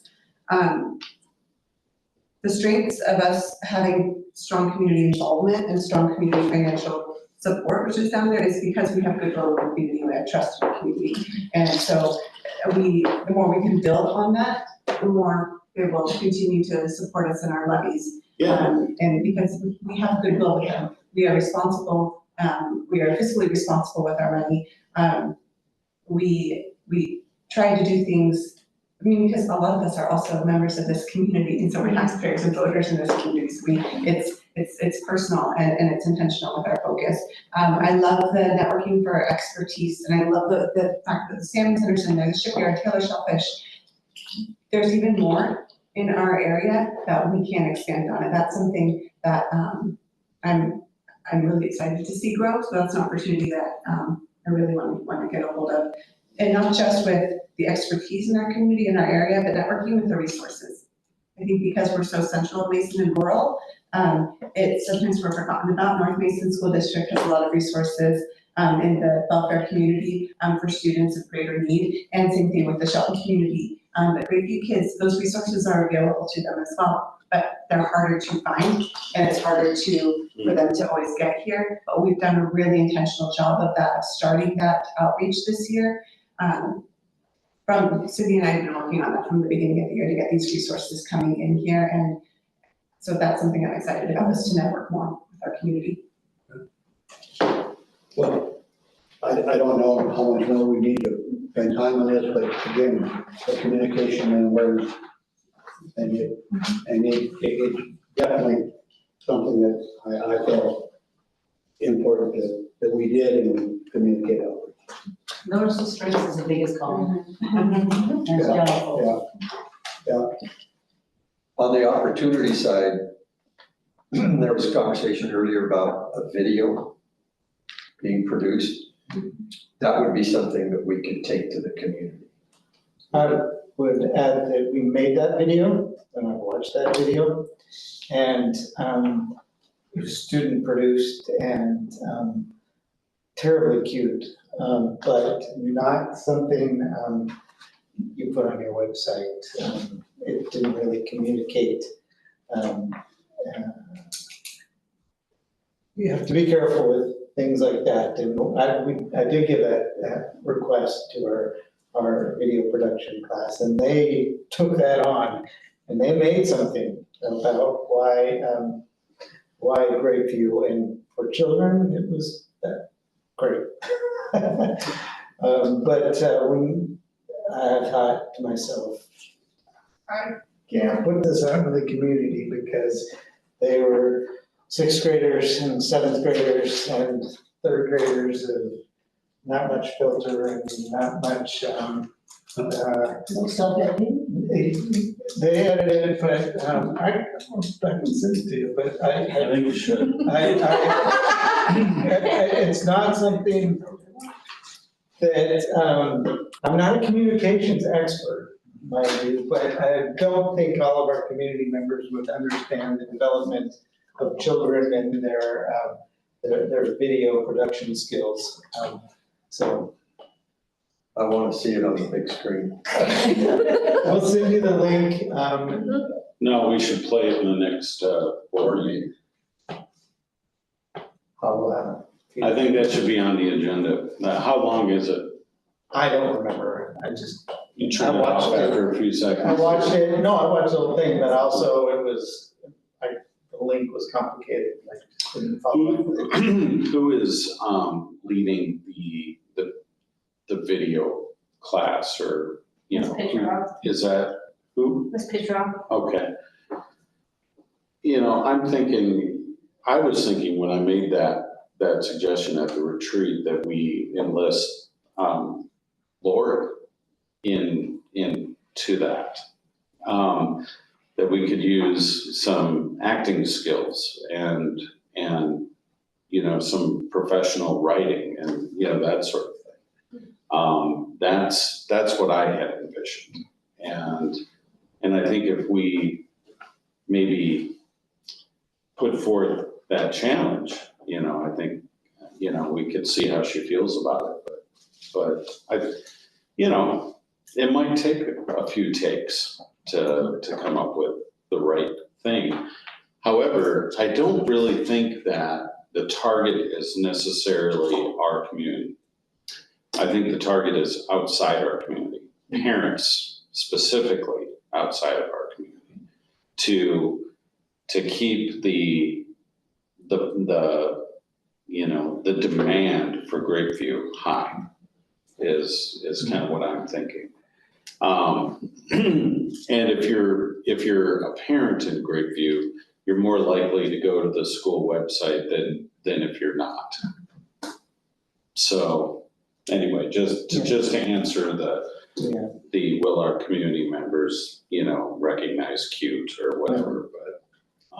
The EDC has on their website partners, and they have a company that will work with you on a video to highlight your organization. The Mason EDC? Yeah, and I've talked with them about that, but it was just too much money. Yeah, was that Kevin Schutte? Kevin was not the head of it yet? well, no, he was, but he's the head of the EDC, but then within their website, they have contacted.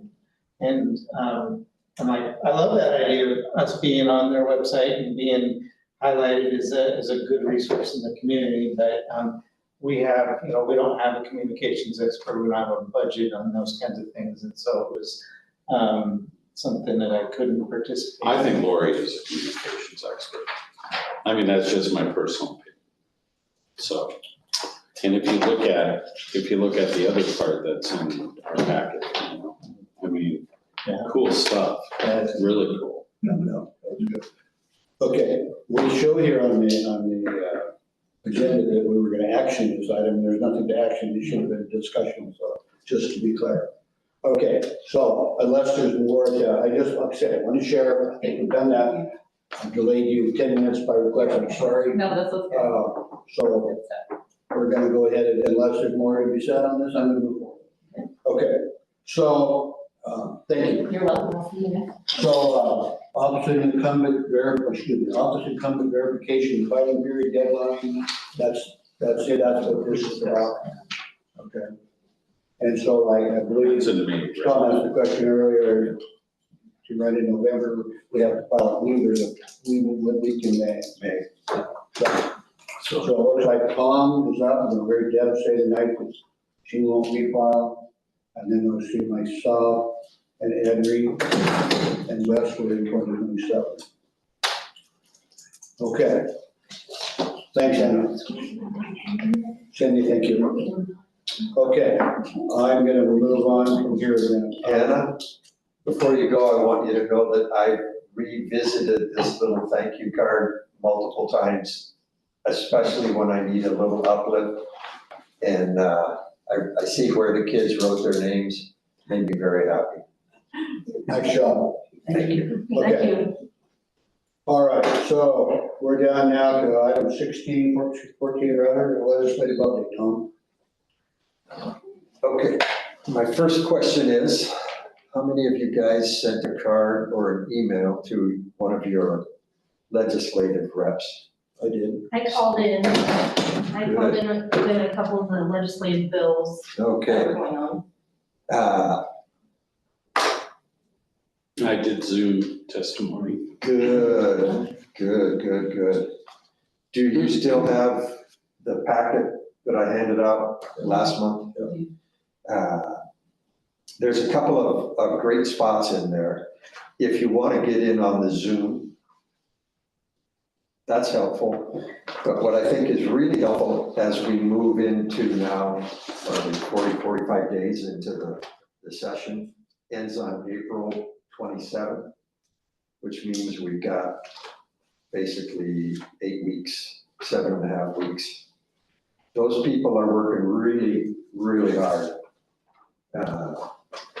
In some cases, it's almost a 7-day-a-week job right now. More encouragement would be valuable for Dan and Travis and Drew. And I'm gonna say especially Travis, he's really a warrior for the special ed side of the funding. And I'm gonna give you a bill number. Do you guys know how to go on and get get access to a bill to see where it sits in the progress phase? Okay, so I'm gonna give you an email address. And if you don't get this, well, I'll go ahead and give it to you. Ledge, L-E-G, .wa.gov, G-O-V/bills. leg.wa.gov. Yeah, leg.wa.gov/bills. And with that information, all you've got to do is type in or enter in, whether it's a House bill or a Senate bill, would be SB or HB. So then you just log into it, okay. How is progress, we had hoped for some support at the state level for our special ed side. Do we have any indication that is gaining momentum or? Yes, it is, and I'm gonna give you the bill number. Okay. SB 5253. SB 5253. There was a House bill, and I'll give you the number, but it's not that important because the two bills in the legislative process, yeah, they get merged. And for one or the other side, usually they have to do some finagling to get it there. But the special ed, and this is the special ed bill, is moving along. And the process, like, I don't know how many thousands of bills get dumped. No. And then they go into committee, and the committees pitch some of them and start working with some of them. And then after they come out of committee, I believe it goes to Ways and Means, and maybe you have better information than that. But it's a long slugging process. And I want you to keep in mind that when the session started, or actually before the session started, it was identified that we had, depending on whose information you wanted to believe, a $16 billion shortfall. And how are we gonna raise taxes in order to accomplish that? And one of the amazing things that was said by the governor is, and I'm gonna paraphrase what he said, we're gonna have to figure out how we can reduce costs in some of these departments. And that's a, I know, a lot of us fell off our chairs. yeah. Yeah. So you remember what remember we're talking about the big three. WASDA, which is the School Directors Association, and WASA, which is the superintendents, and what's the other one? EWSPs, principals. Yeah. They put their heads together, which I think is a good idea, and they came up with, and number one was special ed. You remember what number two was? Transportation. Yeah, transportation and MSOC MSOC. were real close between 2 and 3. MSOC is materials, supplies, something. Operating costs. Yeah. operating costs, and very interesting, that figure has been so underfunded that districts have to go out and run levies in order to get the money that they need to fund the school for the period of time that's in front of them.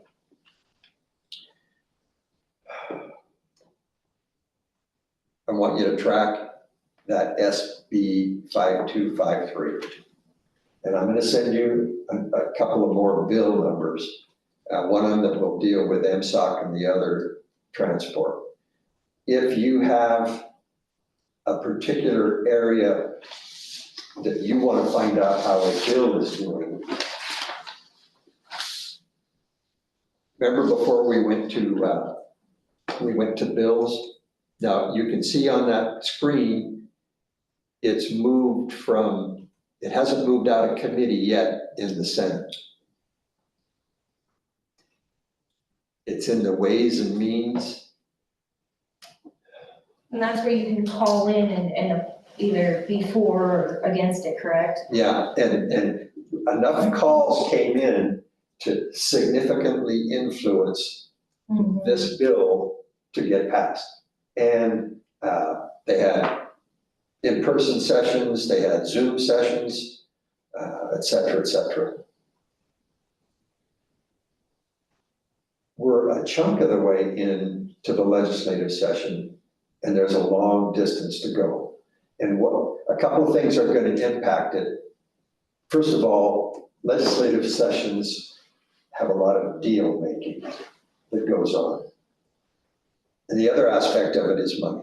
How are they going to divide the money? And who's going to get money for their pet projects or their particular programs? And are they going to give us new educational requirements that are funded by the state? Or are they going to give them to us unfunded by the state? Because if you look at transportation and MSOCs, I mean, that's pretty much what our levy, that's a big piece of our levy.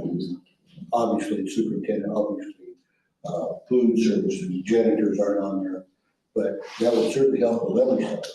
Yeah. But according to the McCleary decision, 100% funded. that we should not be able to run a levy for that. And yet everybody does. And therein lies a lot of frustration in the community. Yeah, right. I mean, we have to, but anyway. So Travis kind of spearheading the special ed side. He says it's brutal. It's a brutal session. There's a lot of really bizarre things besides education. But he is definitely, the SB, that's a Senate bill. And, but he's definitely in support of more special ed funding and, I mean, if you just go back and you look at, in our particular funding case, I believe we have the one student over $100,000. We're over 100,000, that comes out of our levy, we only get 10,554. Yeah.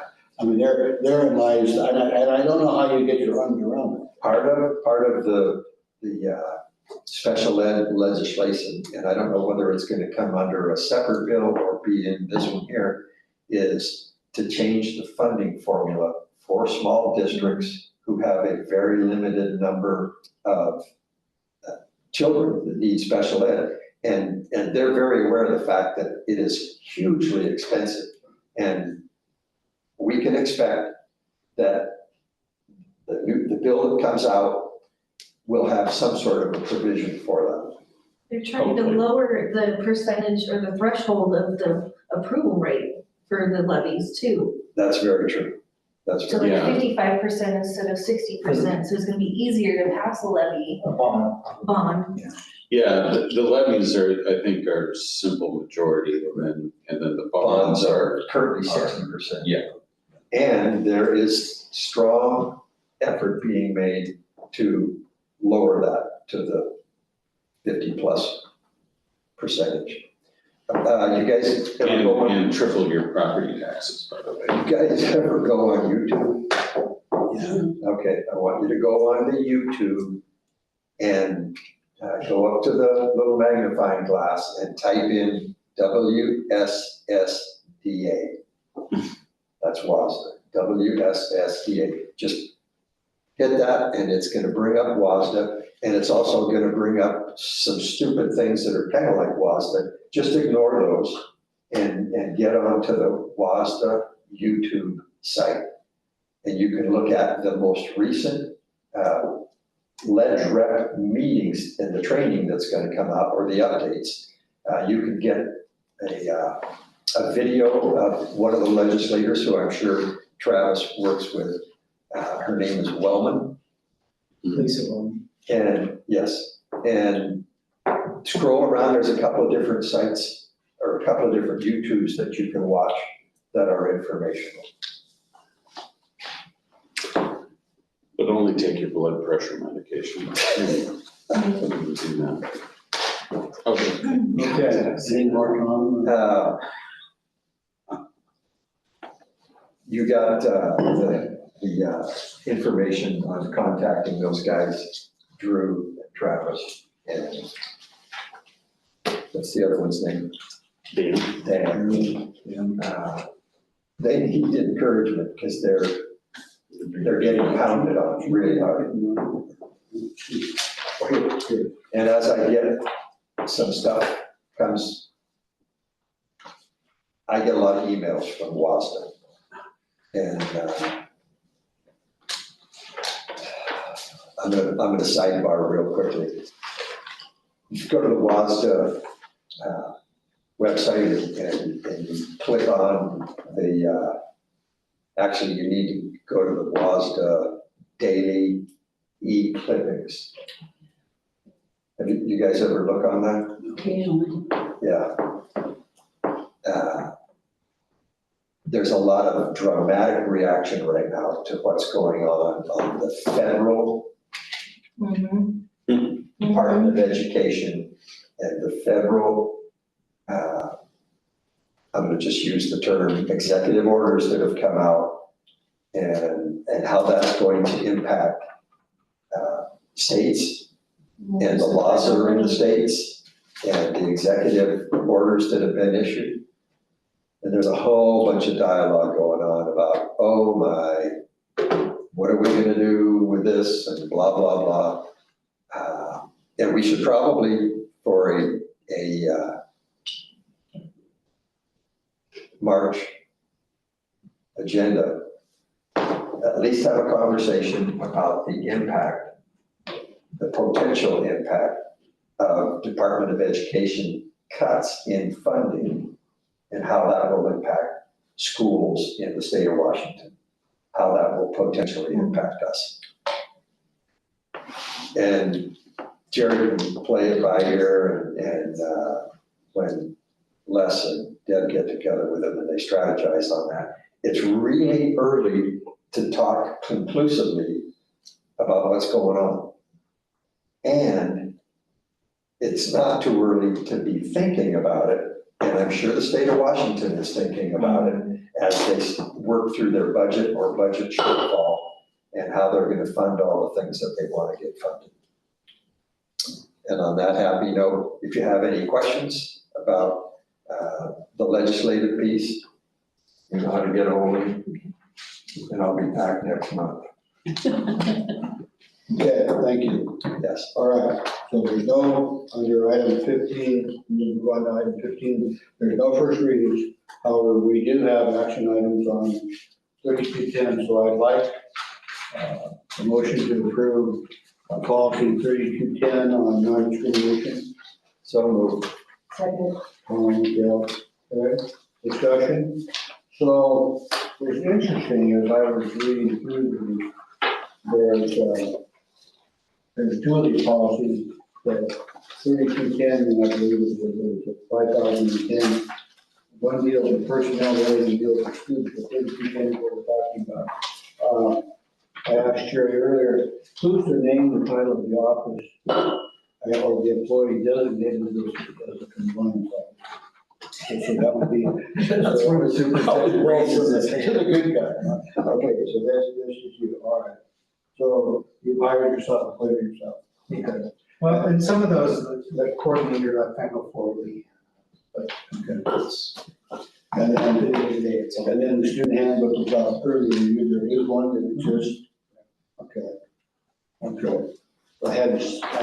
saw it here, I just, somebody did a statement, and then when we got over, I saw a couple of typos here, that caught my attention, under complaint procedure, oh, it is a complaint, but it just goes out to complaint procedure, and of course, section, that is, I missed that earlier. Again, the compliance officer, again, is Sherry. Okay, those are the only comments questions I have here, and it looks like you guys need this, the rest of this, okay. Any other comments, Claire? All right, I'm gonna call for a vote then, all in favor? Aye. Aye. 100%. Okay, I like it. Motion to approve policy 5010, non-discrimination in affirmative action.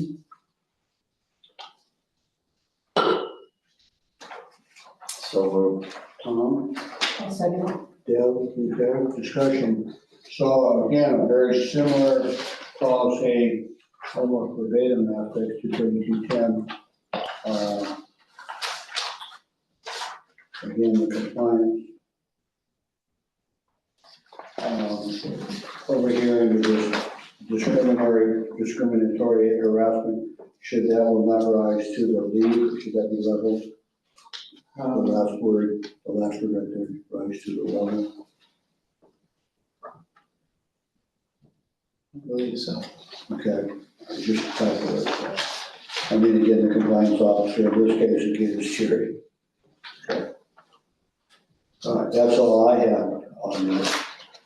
Anybody else have any? Yes? I was just wondering about the affirmative action plan. What is that? What's our plan? To comply with all state rules, regulations, and hiring practices. So it says the district will develop an affirmative action employment plan or program that includes appropriate provisions designed to eliminate discrimination based on protected status. What exactly does that mean? That means So, yeah, it means in our notifications and our communications and our hiring practices, we don't discriminate, and we make those statements and we hire people with the right skills and qualifications for their position, Okay. regardless of their. is that allowed nowadays? Okay, all right. Okay. I'm just making sure. Even more popular than ever. Any more discussion on 5010? If not, I'm gonna call for a motion for a vote, all in favor? Aye. 100%. Now we get down to personal leave. And I have a motion to approve policy 5400 in personal leave. So moved. Deb again. Discussion. Seems to me this is one that we, okay, this is a new one, but just an update. Nothing really jumped out. Nothing to me too on exciting, this. huh? Yeah. No more discussion, okay, I'm gonna call for a vote, all in favor of policy 5400, I, 100%, okay. I'd like a motion to approve policy 6600 on transportation. So moved. Tom? A second? I'll second, sorry, I'm David. Thank you, Glenn. Okay, discussion? We want a new bus. Excuse me, we bought a bus, yeah, so we're committed to transportation. Anything jump out here? I mean, again, this is stuff we cover what we do. All of these have come in and that's what we do. Okay, I do have a comment. The special ed bill that comes out for transporting special ed students is really critical. wow. And that will have an impact on us. And I'm assuming that it's going to be a positive impact because I'm anticipating that there will be a different compensation formula for that. For small schools transporting students distances to get the right help that they need. so in this, it says, each year the superintendent or designee will present to the board the number of students who live within the minimum distance of the schools and for whom there appears sufficient justification for the district to provide transportation. In this report, the superintendent or designee will provide the reasons why each of these students is transported. I'm wondering, Jerry, when can we expect such a report? Do you want it by students or? Well, it says why each of these students is transported. I mean, we're passing this policy and it's gonna require you to, We provide, I just can't believe the time wastingness of this. being a rural school, we transport every student in the district unless No. they are a choice transfer. And so it's kind of a moot point for us because we transport every child. Yeah, but you need to provide a report that says why. It would be interesting to see a map of GSD 54 and just where the. And let's put kids are. little pins where all the students are. She has that, yeah, that's Do how we get them here. Well, then you're the designee. Great. Wow. I love that attitude. Okay, good question. I mean, it's said there, and you do it already in some fashion that you run the transportation system. Yeah, we have no safe walking routes in our district, and so we transport it. Some of them could go through the woods if you had a path for them. Lions and tigers and bears. Or an ATV. Oh my. Okay, we're down here to the last one now. Is there any more discussion on this? If not, I'm gonna call for vote. All in favor? Aye. 100%. Okay. So we're down to future agenda items. I just heard Tom request an impact of the federal Department of Education cuts to, Potential. Let me know if this would meet your need. We won't know what the legislature or the federal government will be doing by then, but we most certainly could provide a list of all the federal funds that we obtain. that would be interesting. Okay. Again, that's a transparency that you don't have. That would be a great way to do that. Okay, we'll get that broken out for you. It's usually titled in special ed. I have a comment. Some districts are anticipating they'll be underwater based on the loss of federal funds. Interesting. And there's some districts that are anticipating being underwater because they don't have the money. Already. I have a question about North Mason. What happens if they build their levy again? We absorb them. They did fill it, didn't they? Does South Kitsap I know from absorb personal, that? I know from personal experience We'll bid. what that's like. I was in Rochester School District, and so they have, I believe this was their first vote to pass the levy for the Yeah, next the election. They have another chance to get the voters to pass that. If they don't pass, if they pass the second time, It's all good. If they do not pass, that's a double levy failure, and what that means is they have to wait another whole year before they can collect, levy funds. I And guess we my get a question is, bit do of they a break. still collect the previous levy? Do they still collect taxes if they don't pass a levy? They will not be able to collect No, because it taxes. expires. Expires after 4 years. Zero. No On water. on the levy. Now, I don't know what their bond situation is, or, so they might be still collecting tax money, but they won't be able to collect their, levy, for 1 year if they fail it. That's drastic, that's Yeah. bad. It's a lot of money. I lost a job because I got laid off in Rochester and others did too.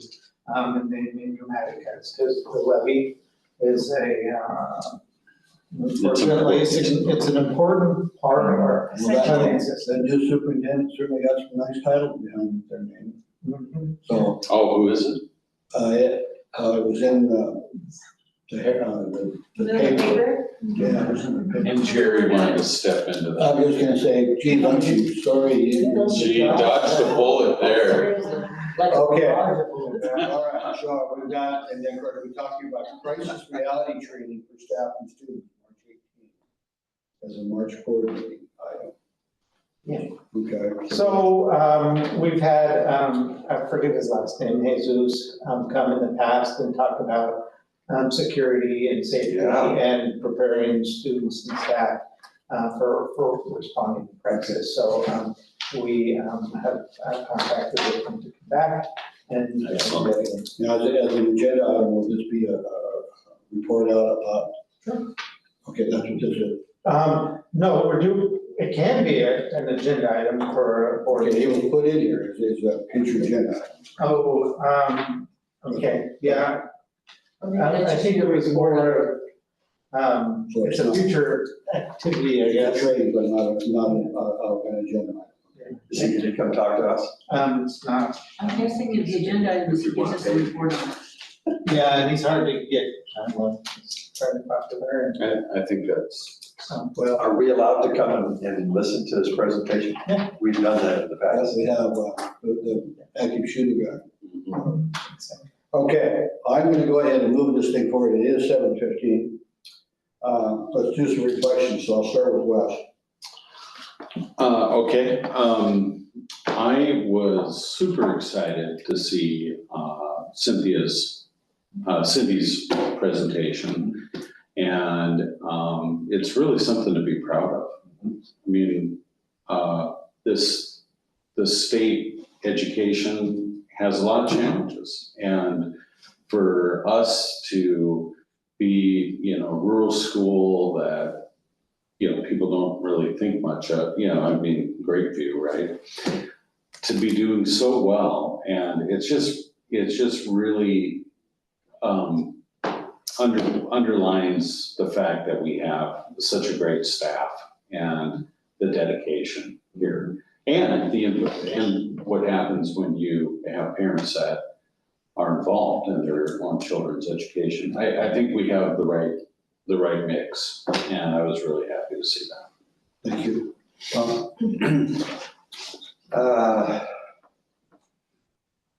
I'm glad to see Andrea relaxing in her position.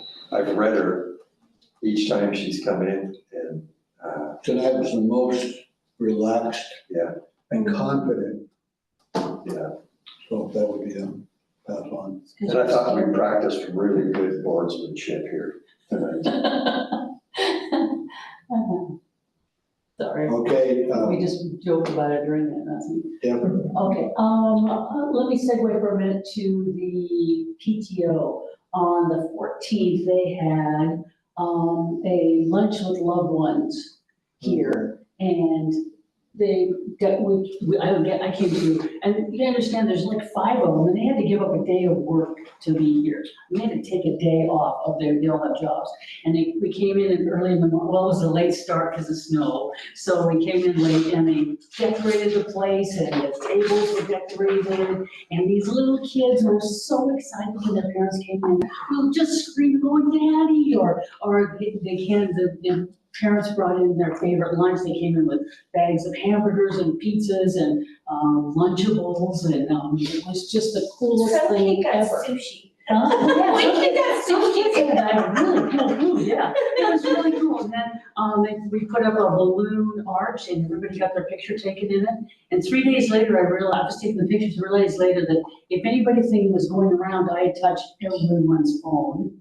But I didn't say up mine, all those years, apparently I still have it. But it was the coolest thing ever, it really, really was. It was like, if PTSO does one thing a year, I would say this was even cooler than Halloween.